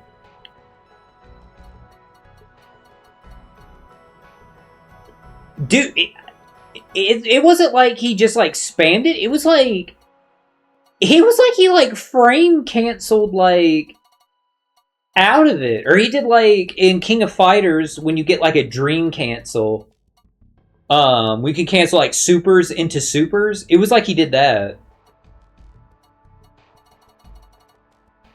Oh, here's katanas. I was like, where the fuck? I don't even know what we have equipped. What do we have? Missive Morningstar, I got +2. That's right, because it gives me a movement speed buff.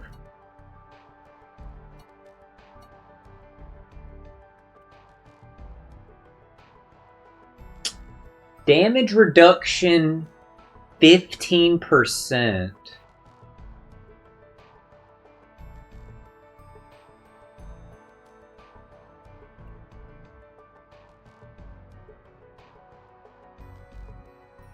That is a big drop in damage.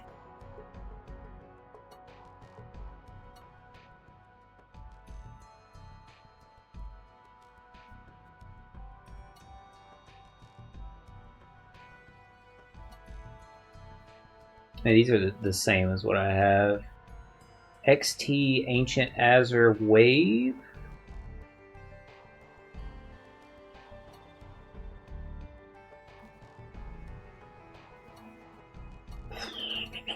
Let's stick with what we have for right now.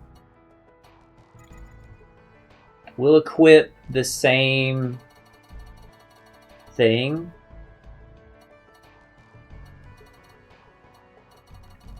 Yeah, I don't think our equipment was a problem. I just, we can go try and get, like, we can go back to the capital and level up our stuff, too. We haven't done that in a long time. I just think we got real, like, unlucky there. At least that's what it felt like to me.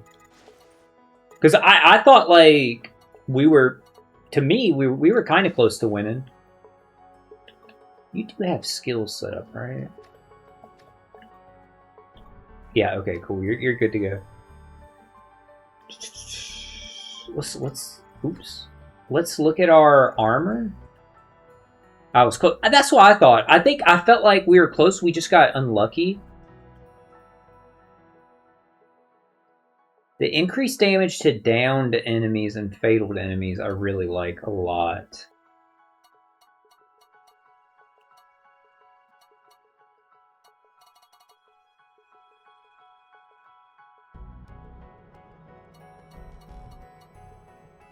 What is this passive? Chain. What is this passive? Delay. Alright, let's back out. We can fast travel back here, right? Oh, shit. Let me change, I forgot. I gotta re-equip. Oh, no, I did. I equipped the stuff for Rogu. Okay.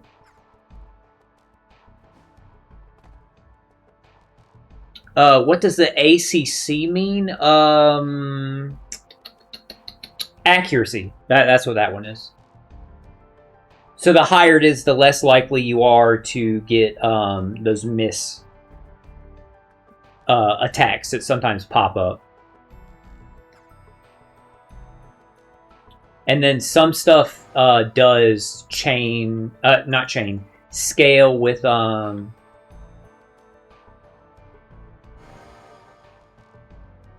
can't fast travel right now, so I would have to go all the way back to the beginning. Ugh. Okay. So that means we're actually stuck with what we got. That gives a lot of it. This also gives me my regen. We were close, like you said.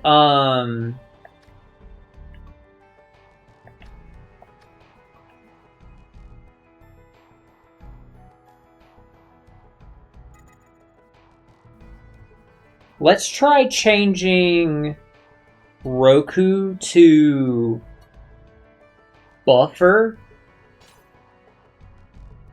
And let's change his stuff.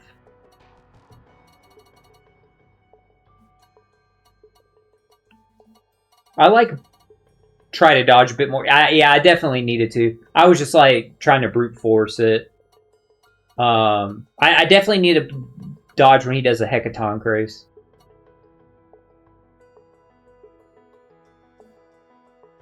No, that's Defender. I'm looking for Buffer. Did I just keep passing it? Yeah, okay, it was right here. Attack, defense.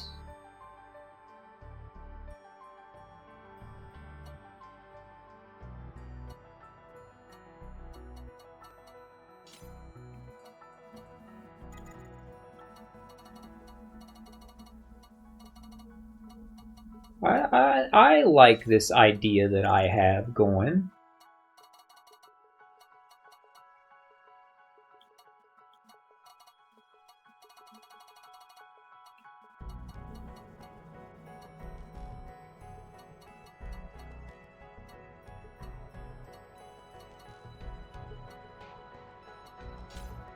Wait, I didn't mean to equip the accuracy one.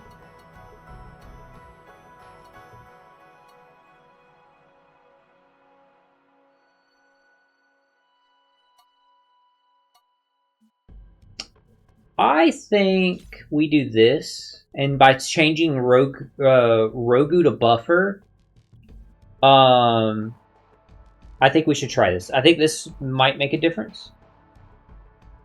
Because now, like, he could potentially raise our attack and defense more.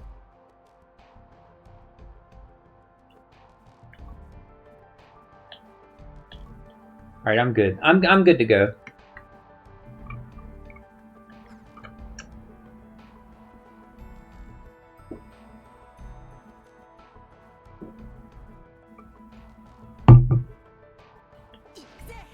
Try to block more too. This might sound stupid. How do you block? That's how little I use it. Is it circle?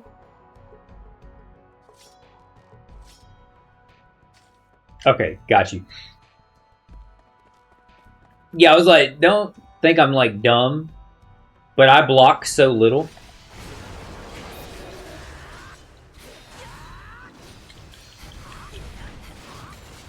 I think I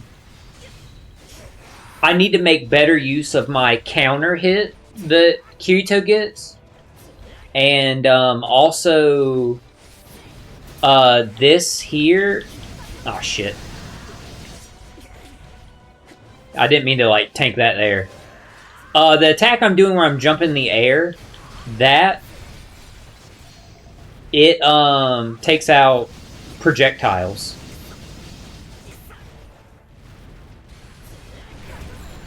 This is not a good start. However, as you see, Rogu actually is buffing us like I hoped he would.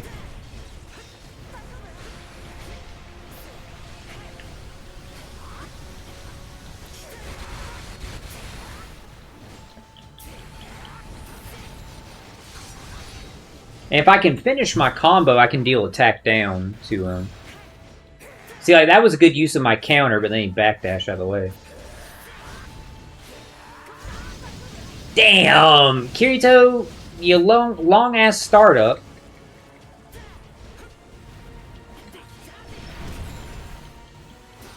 Damn, I cannot get, like, my SP, like...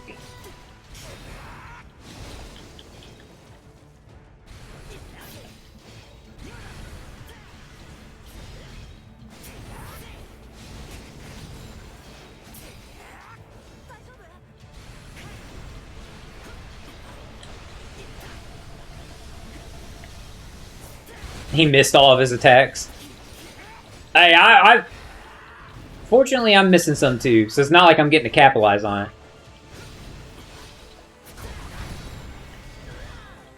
Yeah, look at that hitbox is behind him, because it triggered the counter animation. How funny. Am I crazy, Asuna? Or are we, like, getting his health down a lot faster than we were last time? I mean, that's what it looks like to me.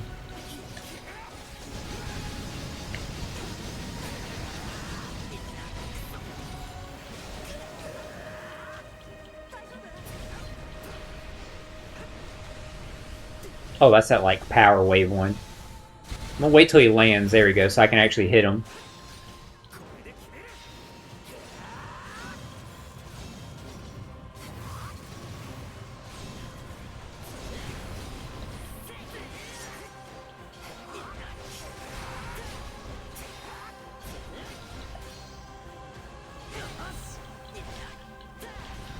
Use the wind spell, it heals. 1, 2, or 3. Which one?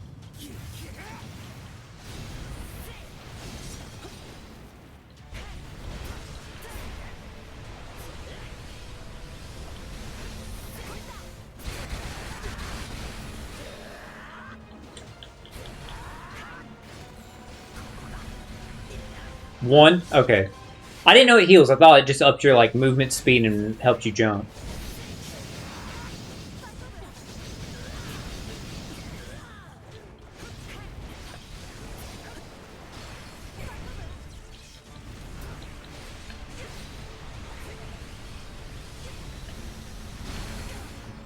Oh, damn. I'm still within, like, he could still hit me there. God, the hitboxes on his stuff is jank.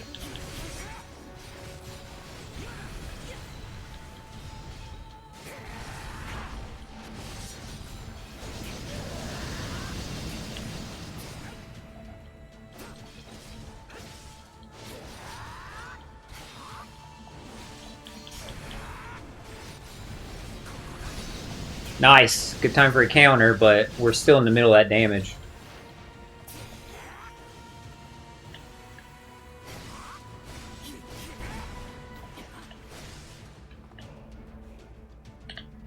Dude, I'm trying to cast a Sacred Art.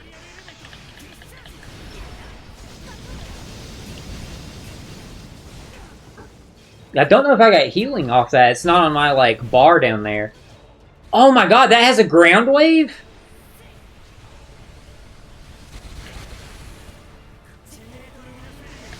I know Luminous does. Fuck. I was about to say, I just gotta go for what I can get right now, Austin. I'm having some bad luck. Because, like, he's attacking so damn fast. At least I did get the healing from Luminous, I saw. The good thing is I have a thing on Kirito's bar, but it does lower my defense some, unfortunately.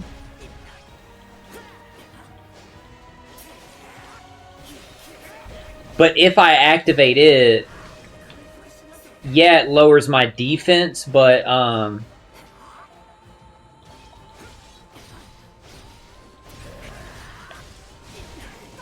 I get healed for part of the damage that I'm dealing.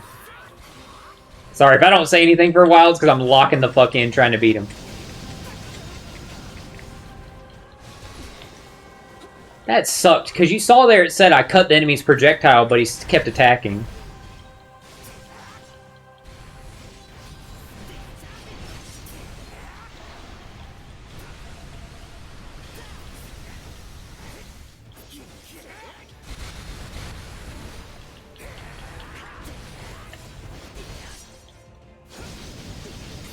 Damn, my attack, I was in, like, the recovery, I couldn't jump out of the way of it. That time I did.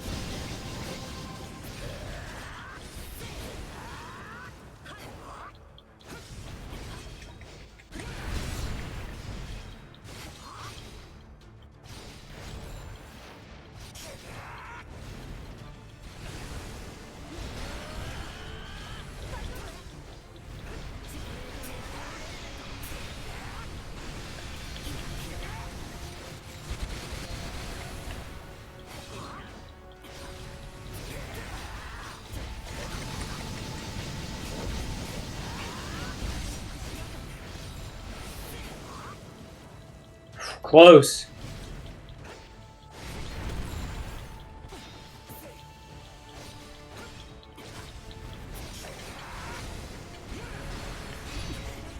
Woo! Got that counter.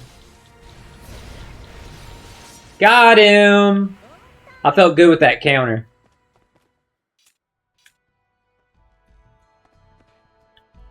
Well, RIP, my friend, since you and Kirito bonded. Hey, thank you, man. That was tough.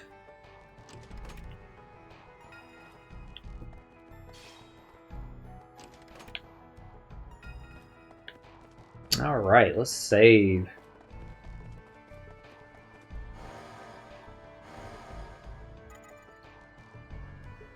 Alright, just checking the time that it was. We good, we good. I don't know, I was thinking it was about to be later for some reason. By the way, chat, for anybody who's going to be here for the Kazuna Clash stream tomorrow, I still don't have any teams for the Kazuna Clash. I'm going to try and get those set up, obviously. Well, I will get them set up before the stream, and we'll be good to go from there and, like, jump into it. I didn't do any pulls on this Sugo Fest, by the way.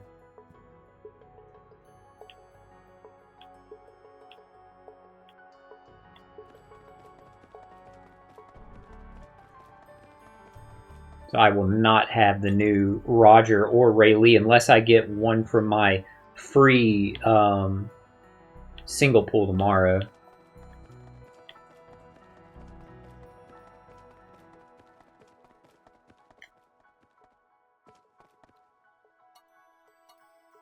Go ahead and move on. Check the time, how long we had been streaming. It's still obviously from the stuff from yesterday and dealing with that yesterday and today. I haven't done any of the off-stream Monster Hunter grinding that I have to do. So if it gets to Thursday and I haven't, depending on where we finish in SAO today, I don't know if I would do SAO 3 times in 1 week with like no Monster Hunter. I don't, because tomorrow we have to do the Kazuna Clash. So if I don't get any off-stream like clears done, we'll just jump back into where we were in Monster Hunter, and that just means the next Monster Hunter stream wouldn't be our last finishing the game. It would probably be our second to last, because I would still have to do the stuff to get to Master Rank 10.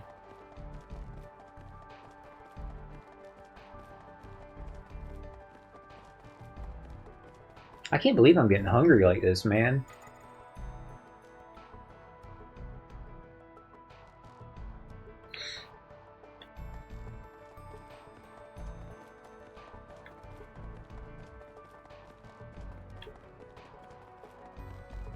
I want a burger, like, bad. It was cool, like, I got an email from Red Robin, which y'all know is, like, my favorite restaurant. They gave, they had a coupon for, like, or sent me, like, here's a $10 reward just for being you. Because for my birthday, they already sent me, like, oh, you can get a free milkshake and stuff like that whenever you come in. Or, like, get, like, a pickup order or something like that.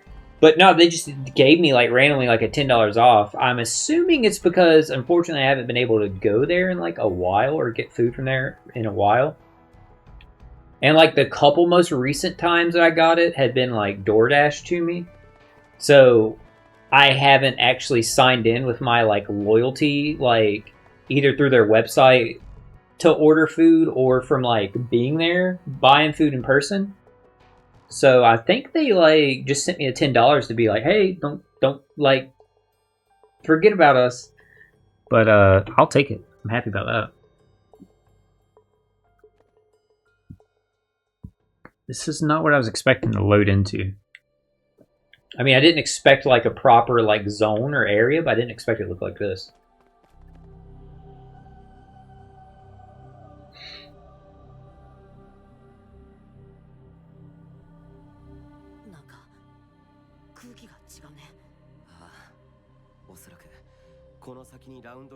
嫌だね。絶対にキリトに頑固だよ。似てるだろ。あれログ。俺今一人だったらきっと怖くてたまらなかった。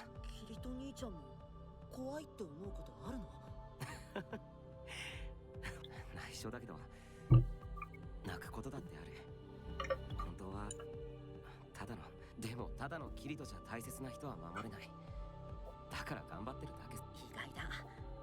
すっごく強くて何にも怖くないのかと思ってた。なわけないだろ。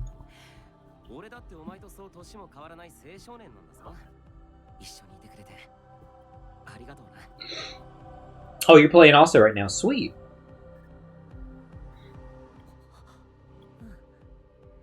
いいんだ。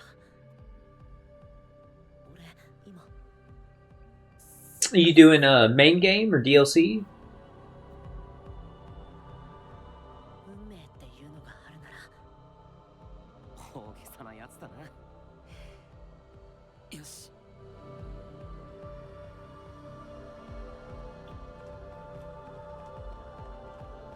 Story. I got you.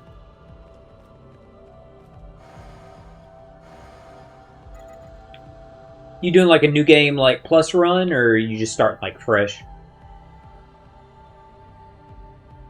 We saved. I actually want to change my self back to the experience ring, because if this is like how the other fights had gone, that means if we die, we can just like go back and stuff like that and like redo it like with them at a lower level or whatever. Which again, like I said, I'm fine with that. I'm just here for the story. But getting the extra experience will be helpful for later on. I don't know why I needed to explain why getting more experience would be beneficial. I mean, that was kind of like, duh. Starting a fresh story, hell yeah. Are you going to do like the sped up prologue, or are you doing it like the whole thing?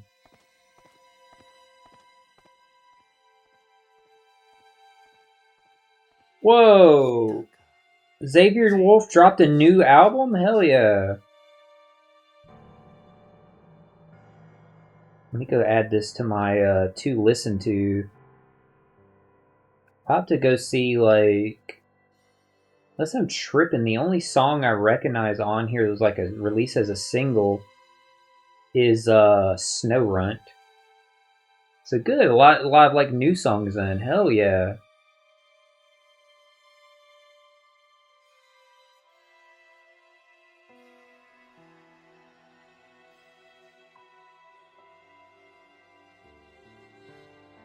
Well, that got me excited.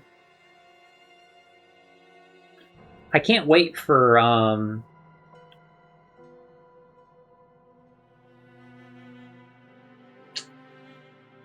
well, it don't matter. It totally left my head, funny enough. The sped up one, I respect that. That was like my main, that was like my biggest issue with this game was I did the regular prologue, not the sped up one, and my god, was it egregiously long. That was my biggest criticism and like biggest issue with the game, was how long the prologue was.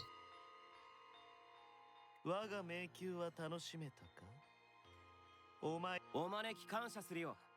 選択肢悪いが全く楽しめはしなかった。家がでかすぎるってのは考え。小生意気な人間だ。お前がログだ。でも名前なんてどうでもいい。 That is right. This is the first time Round Robin's seen him, because only the four lords like dropped in the first fight. Yeah, so this is, and Kirito obviously wasn't there when the Integrity Knights got attacked. I just realized that. あんた最初の作戦を忘れたか。我が望むのは、ひとえにこの試練を。我はアーキテクトが望むものを。アリスのひなど。それが意味わからないって言ってんだよ。部下の命を使い捨てして、そこまでして欲しいアリスのひなど。人海人の小わっぱよ。しば。お前はこの世界のメディエーターは気づいてた。隠すつもりはない。重ねて問う。健在なのか。さあな。それが誰かすら俺もわか。何なんだこいつのけお前はあちら側の人間とそうだな。何せ我はだからお前たちが泣こうがわめこうがいいや剣を取れ違法の騎士そして人海の戦士よお前たち我は選択肢 Knights from this world and another. There's only 2 people there. So it should be like Knight from this world and of another. Alright, let's go into it.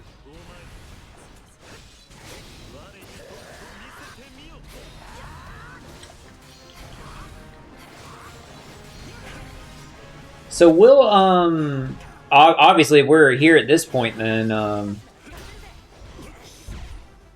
we will, I guess, get the first DLC ending tonight. I wouldn't do the second ending, just because of the time that it is already. I think by the time we finish, like, the first ending, that'll be a good stopping point for the stream, and then we can get the second ending and do, the remaining Arcane Arsenals on the following stream.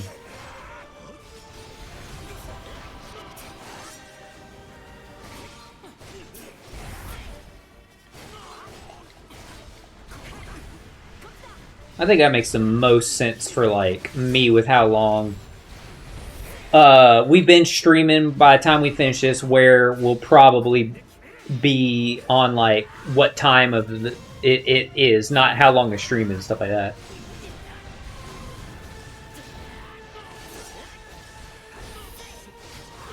I'm just assuming by that point that we would get to the first ending.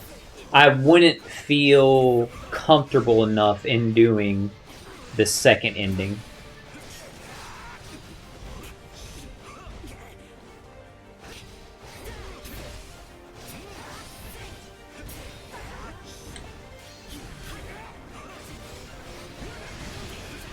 Because my time, it is just after 3.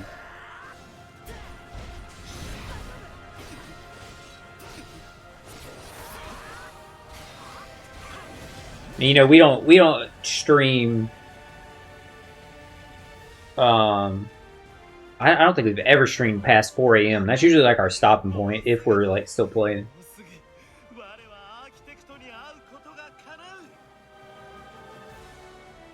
Oh shit! It's just after midnight for you. Damn.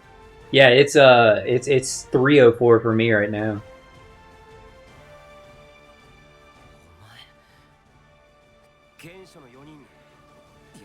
I usually stream between, like... So I stream, in case you ever want to, like, catch another stream, Asuna, even if it's not an SAO one.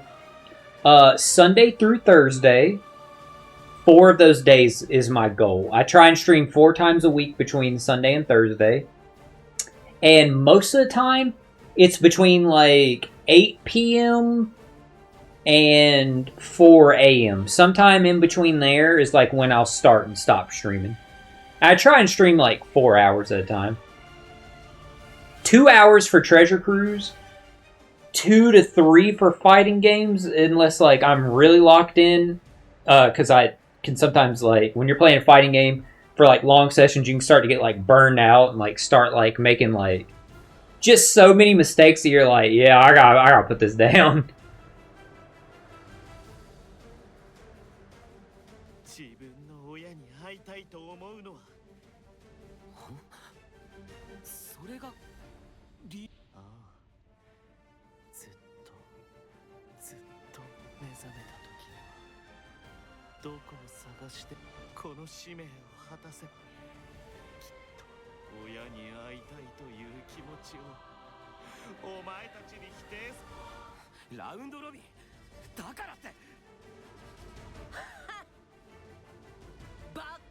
That was a raspy ass laugh. He said, "Ha!" Like, I can't even like do that like unless I was like sick. The way he like exhaled there, he sounded like sick, like going into that laugh.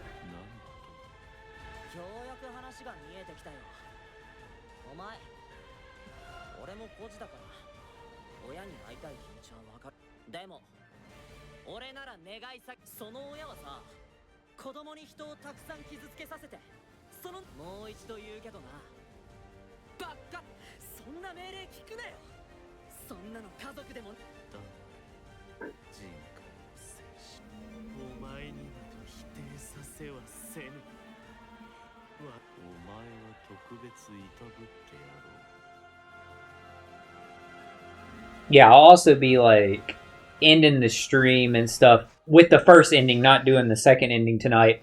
Because, dude, like I am stunned by how hungry I am, chat, and it being this late, I'm not gonna eat before I go to sleep. I can just go to sleep, wake up and eat. You know what I mean? Like, I'm gonna have food tomorrow anyway, like, for breakfast. I know some of you are thinking, like, bro, you didn't even eat breakfast today. My mind was occupied. Trust me, I have every intention to eat breakfast tomorrow.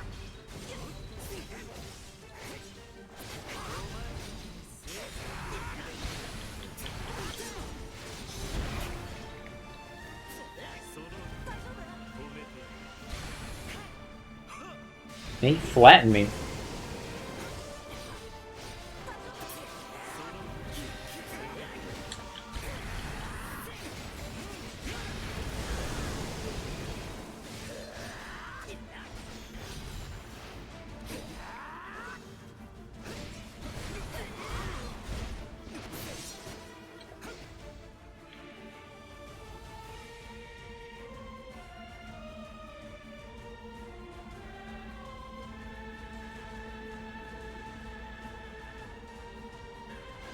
Man, these cutscenes get me nervous because of the final boss fight.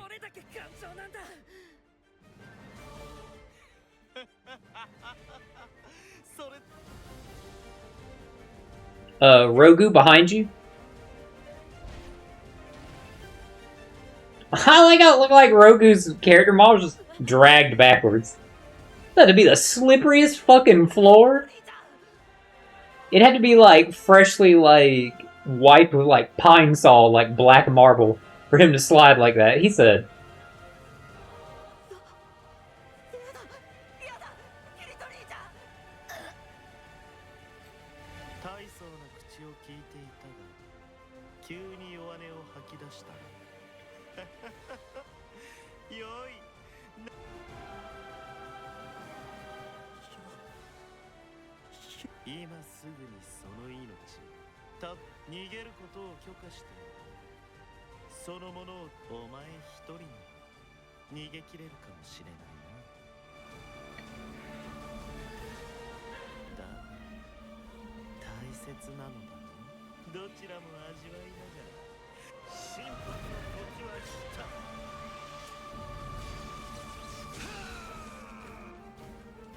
Yeah, his weapon's like a lance railgun.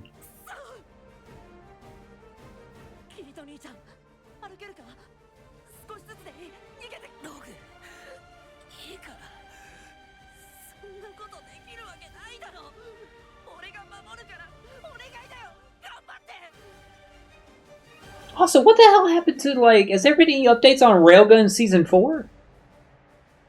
They announced, like, Railgun Season 4 and Item Season 1 were both coming soon. Has there been any updates on that? I wish they would do Accelerator Season 2. I loved Accelerator.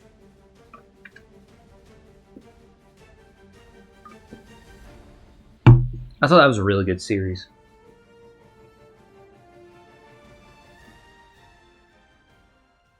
I know Accelerator is like the controversial one of the three. I know most people like it the least because they're not the biggest fans of Accelerator, but I am.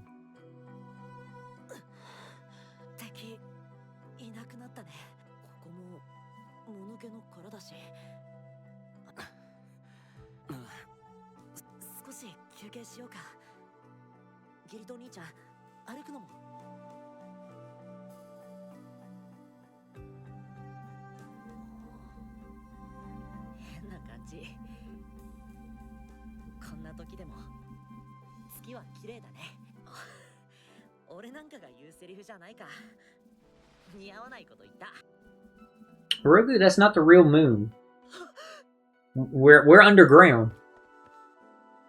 キリト兄ちゃん。 He said, "That's a nice painting of the moon up there." Yeah, Roku, you know it's not really the moon. 綺麗だ。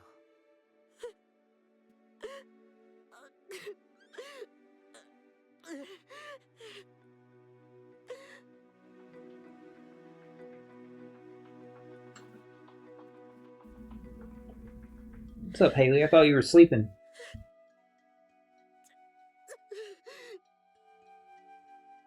I thought you were in there snoozing.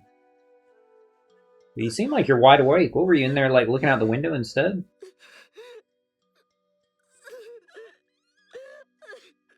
Bird's really soft. Maybe you're in there grooming. 誰かが泣いてる。絶対僕だ。キリト兄ちゃん大丈夫だからな。俺が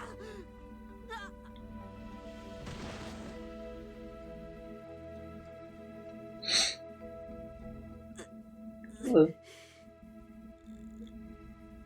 I see you. Hey, you're like wide awake.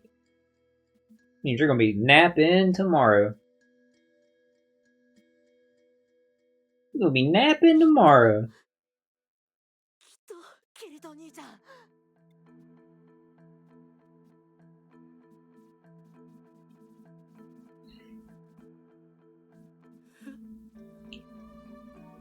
Okay. いなくなったんじゃない。やめろ。やめろ。 I was not expecting this.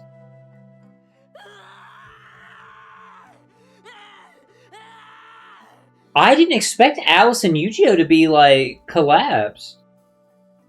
来い。そうだ。そっちに行くな。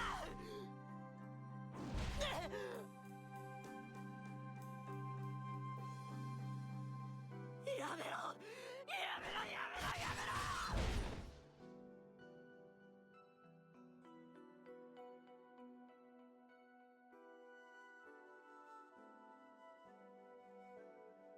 Hey, I'll keep petting you, just don't try and bite again.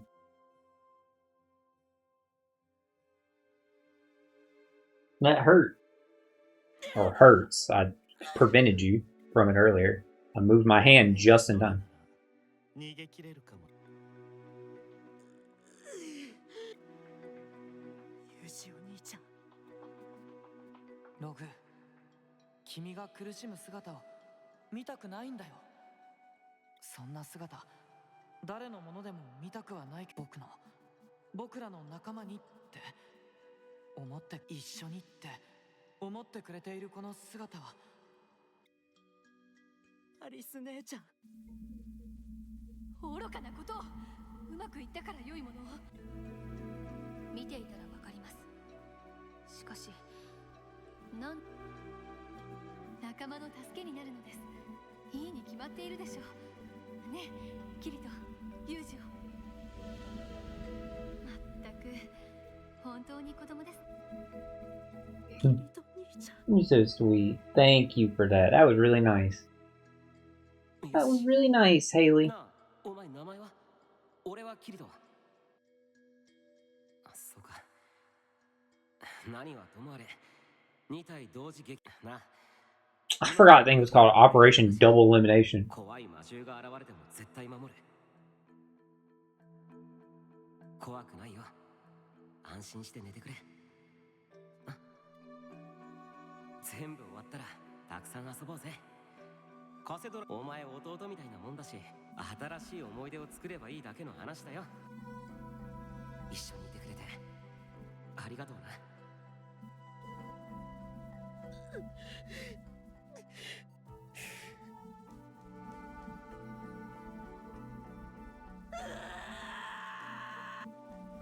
来い、こっちだ。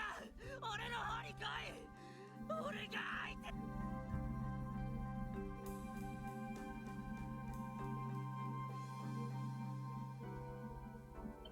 Oh, shit. Protect your friends.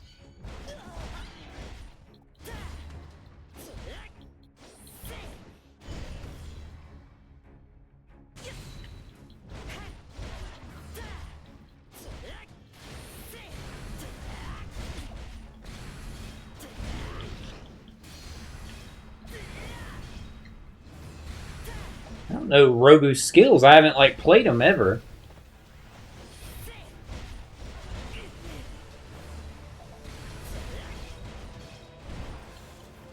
Is this a time limit to beat all these enemies? Or is this a time limit to just survive? No, ma'am, we don't bite.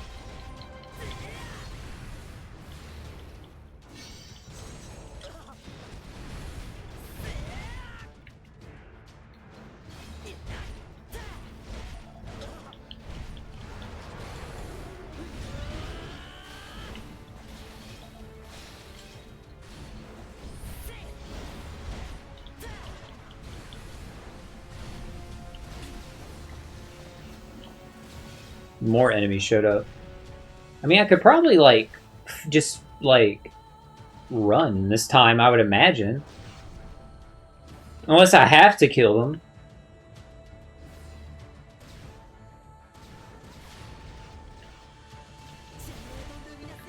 God damn it.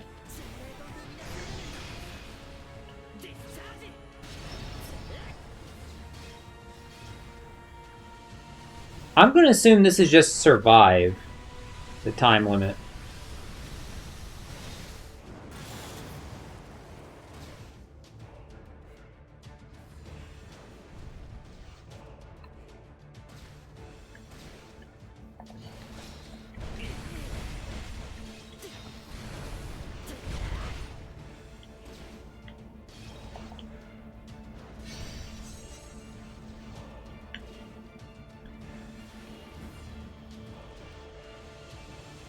Got another 2 minutes 40 seconds.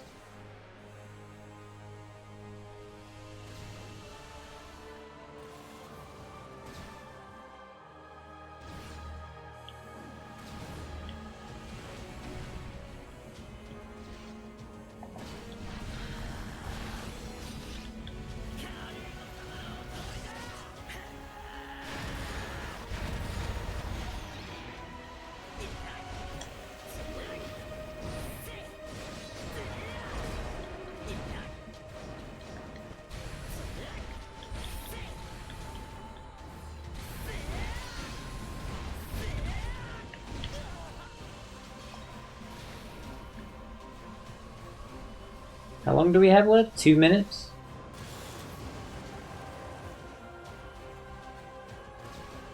That was a great location for you to shoot that laser, buddy.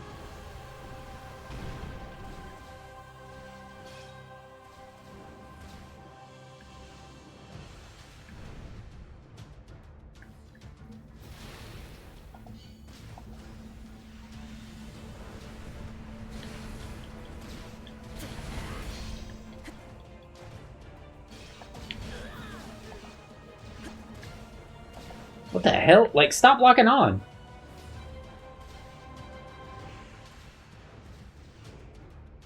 Alright, 1 more minute to survive.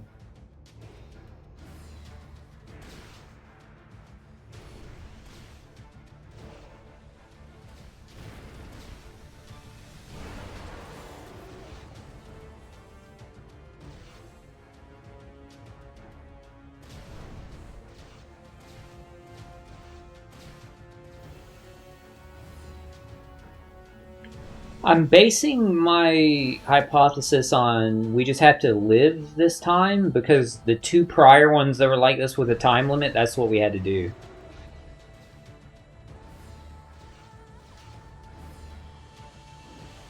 It seemed like it was either like take them out or just live. So I'm gonna go with that being the case.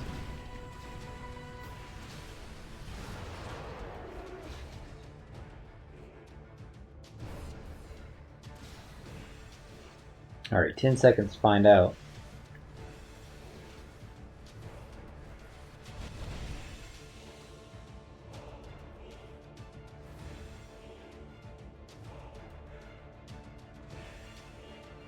We didn't get a game over, not there.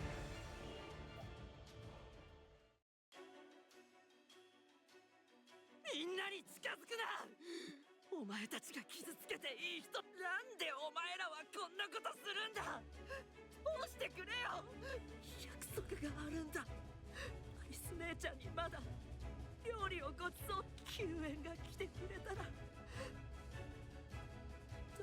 市場に戻ったらやりたいこといっぱいあるんだ。嫌だ。死にたくない。死なせたくない。負けるな俺。痛くても辛くても。俺はいなくなっても誰も困らない。でも俺はSomebody's gonna like run in to save him, aren't they? Or like back him up. That's what my guess would be.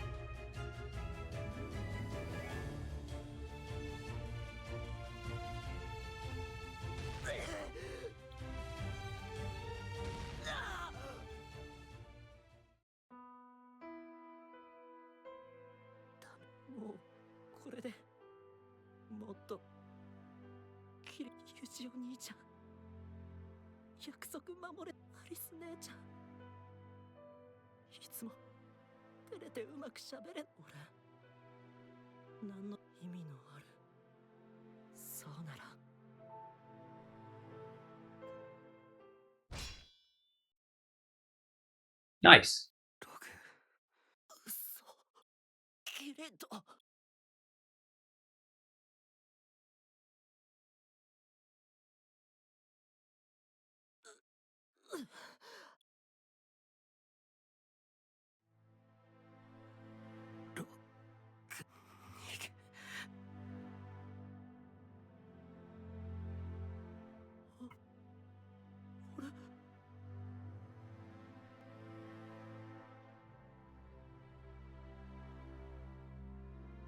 待って、キリト。俺、ねえ、おい。やだ、やだ、やだ。誰か、誰か、誰か、誰か。I'm pretty sure someone's gonna run in here. I mean, you'd think.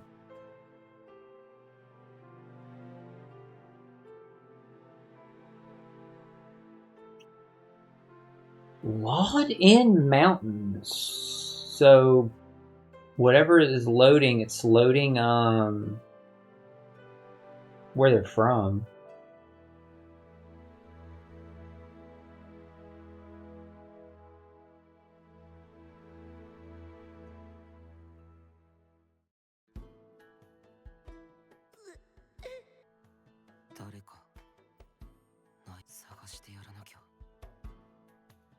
That's what Kirito said when he was being carried. Oh shit, my TV's about to auto cut off. That's how I know we've been streaming 4 hours. I got it. Oh gosh. I'm starting to get a little sore. どうしたんだ？キリト。そうだよ。こんなところで泣いてどうしたんだよ。He said, yup. 寂しくて。 Kirito is indeed my name. え、寂しく。キリト。そっか。ごめんな。これは心の中の宝箱。そこに封じ込まれた俺の記憶だ。俺は孤児としてこの子はいつも俺の Not gonna lie, I'm also starting to get tired. まあ、友達と遊びに行くんだろ。ついてきちゃダメだよ。お前体弱いんだから。俺も。Interesting. Your body's too weak for that. I don't remember Rogu mentioning that he was like sickly as a child.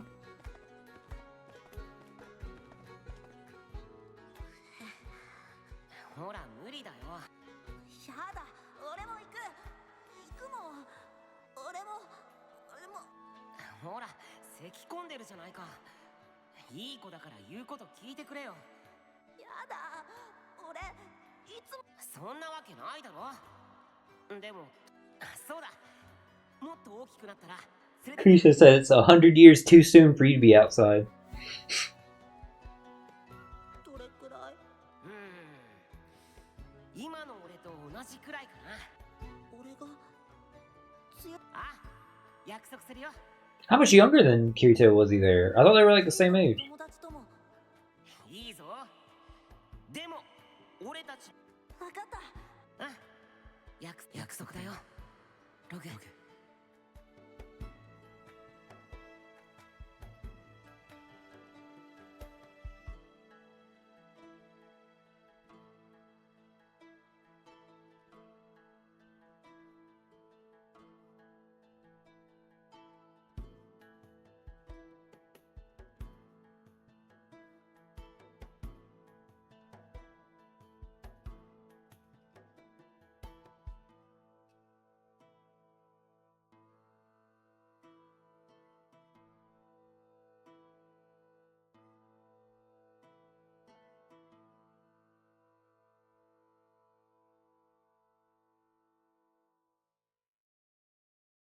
Damn, it's really thinking about whatever it's trying to pull up.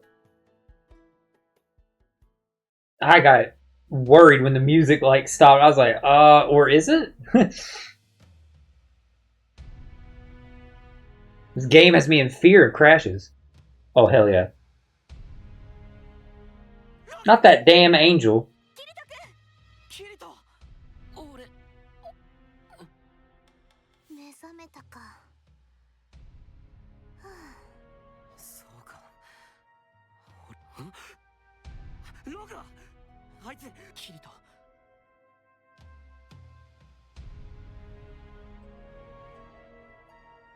生きてはいます。 I was gonna say he's in bad shape. 私が負傷したばかりに彼にそれを言うなら僕も同じだ。キリト、ログは途中で倒れていた僕やアリス、急いで救援を送ってくれたカーディナルさんたちと合流できなかったら、僕たちにかけられていた暗黒術に似た類のものよりもっと体の。カーディナル、俺なんかいい。分かっておる。こやつはこのままわしが預かり治療を続け。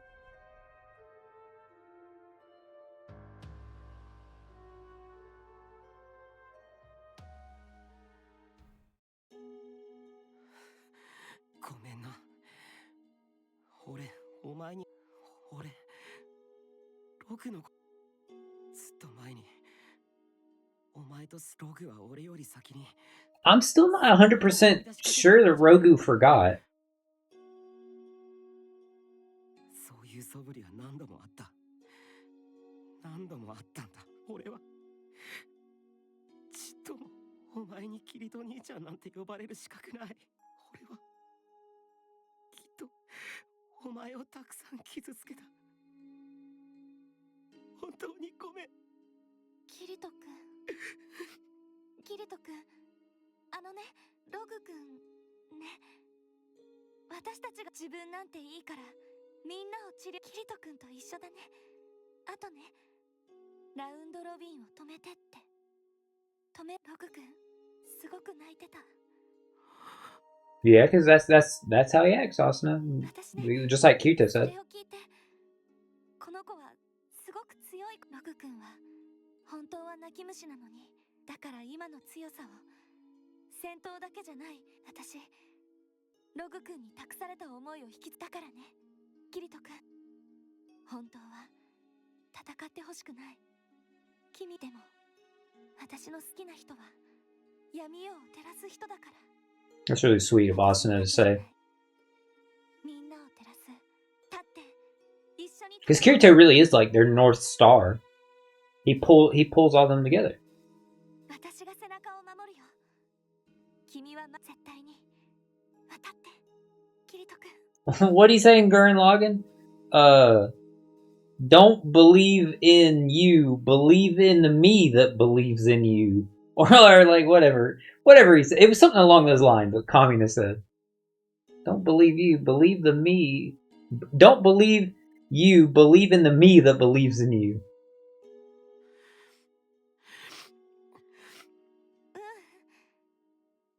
本当はね、君を危険な。分かってるはずな。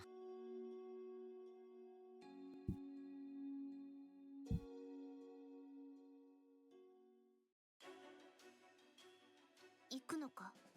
行くさ、カーディナル。僕も I was about to say, he ain't got a choice. カーディナルさん、ログをお願いします。私も行きます。私は自分が許せません。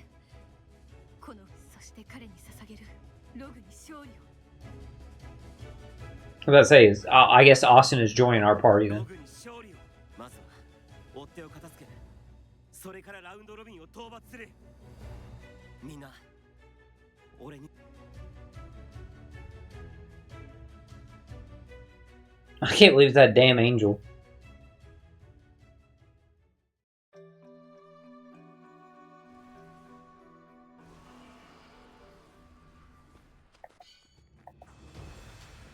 Get rid of your pursuers. I guess we'll take out the mobs first.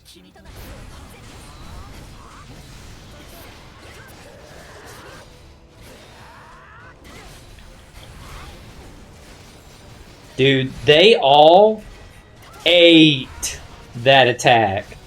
My god, dude.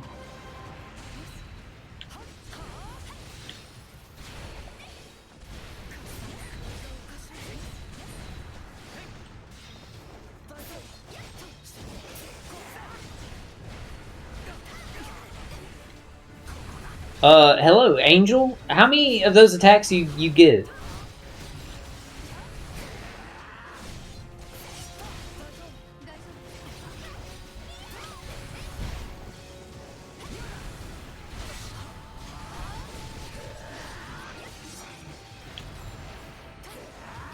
Alright, there's one more mob to take out. It's a spider.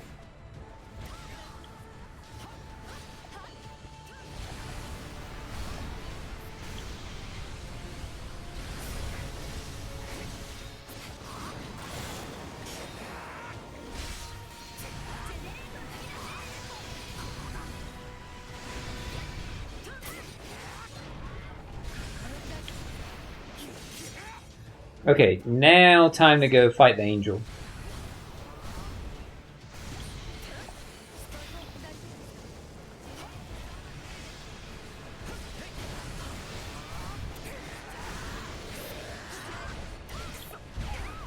He's stronger than when we fought him in the 3rd chapter.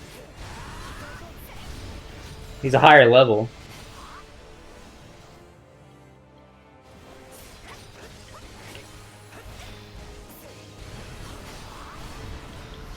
It was a good dodge. Got our arts gauge max.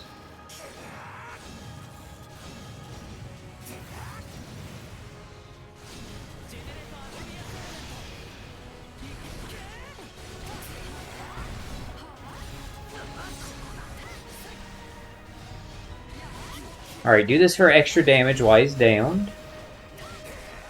Wow, that did a lot of fucking damage. Holy shit. Started melting his life bar.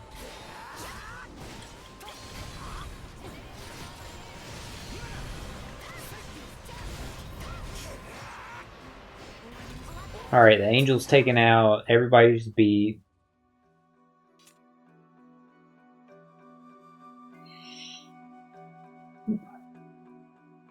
On to the next. Whenever we get to a save, we'll wrap up the stream. I'm not going to be able to get to the end of the DLC today, it looks like. Because I am very, very, very rapidly getting exhausted. 追っ手は片付けたけど、僕らが倒すべき。ええ。再度陣営の編成を見直して挑みましょう。ああ、あいつはきっと俺たちを見ているはず。 Wonder if that means we're going to get to pick our party members for the final fight? Because if so, I would love that so I could get Medina back in our party.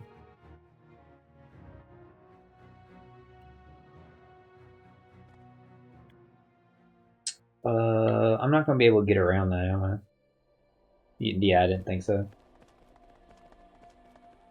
Hopefully it'll still let us save. We'll see.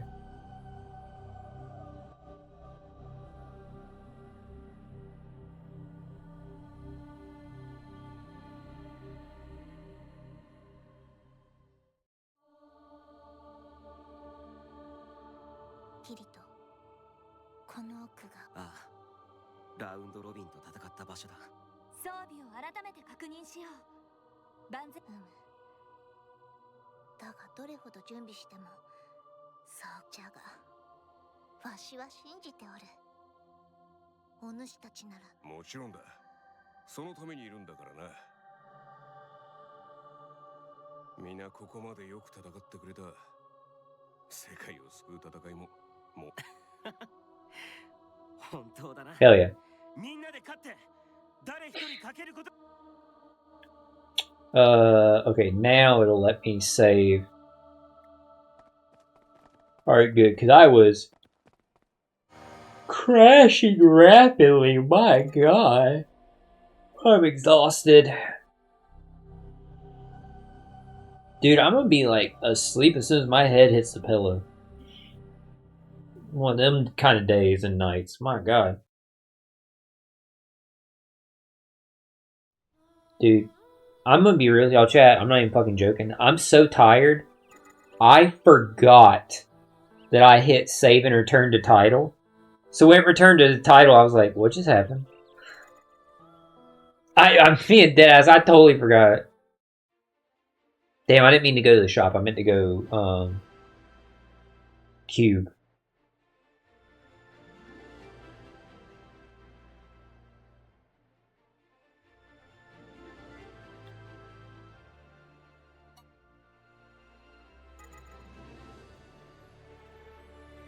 Alright. Cube 1. Last time we played, we got the Elucidator. Let's see if we get anything else. Oops, wrong button.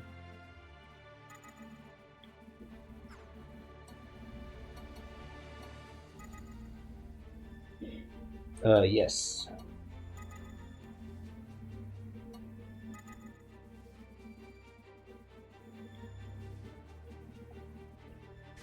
Let's see what we got here.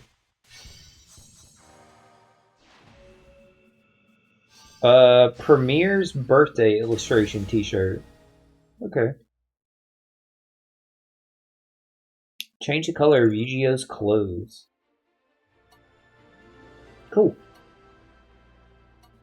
Alright, let's go back to the title. Oh, man. Thank y'all so much for everybody who stopped by and joined us for the stream. Thank you so much, Asuna, for the great chat.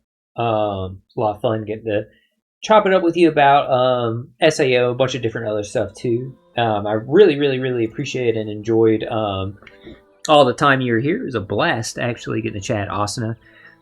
So I definitely hope to see you again in another stream. It was a lot of fun. Like I said originally, I was thinking right there we were going to get to the first ending. But I am, as you can see, crashing. I can barely keep my eyes open now. God, it's like all that exhaustion just hit me, chat. That where I was like, man, I can't. I'm not going to be able to process the ending. Funny enough. But yeah, thanks again, Asuna, for stopping by. Thank you for everybody else that joined in. It was a lot of fun. This stream. It definitely needed. Oh, I see you yawning. You're tired too. Dada's tired too. About to snooze.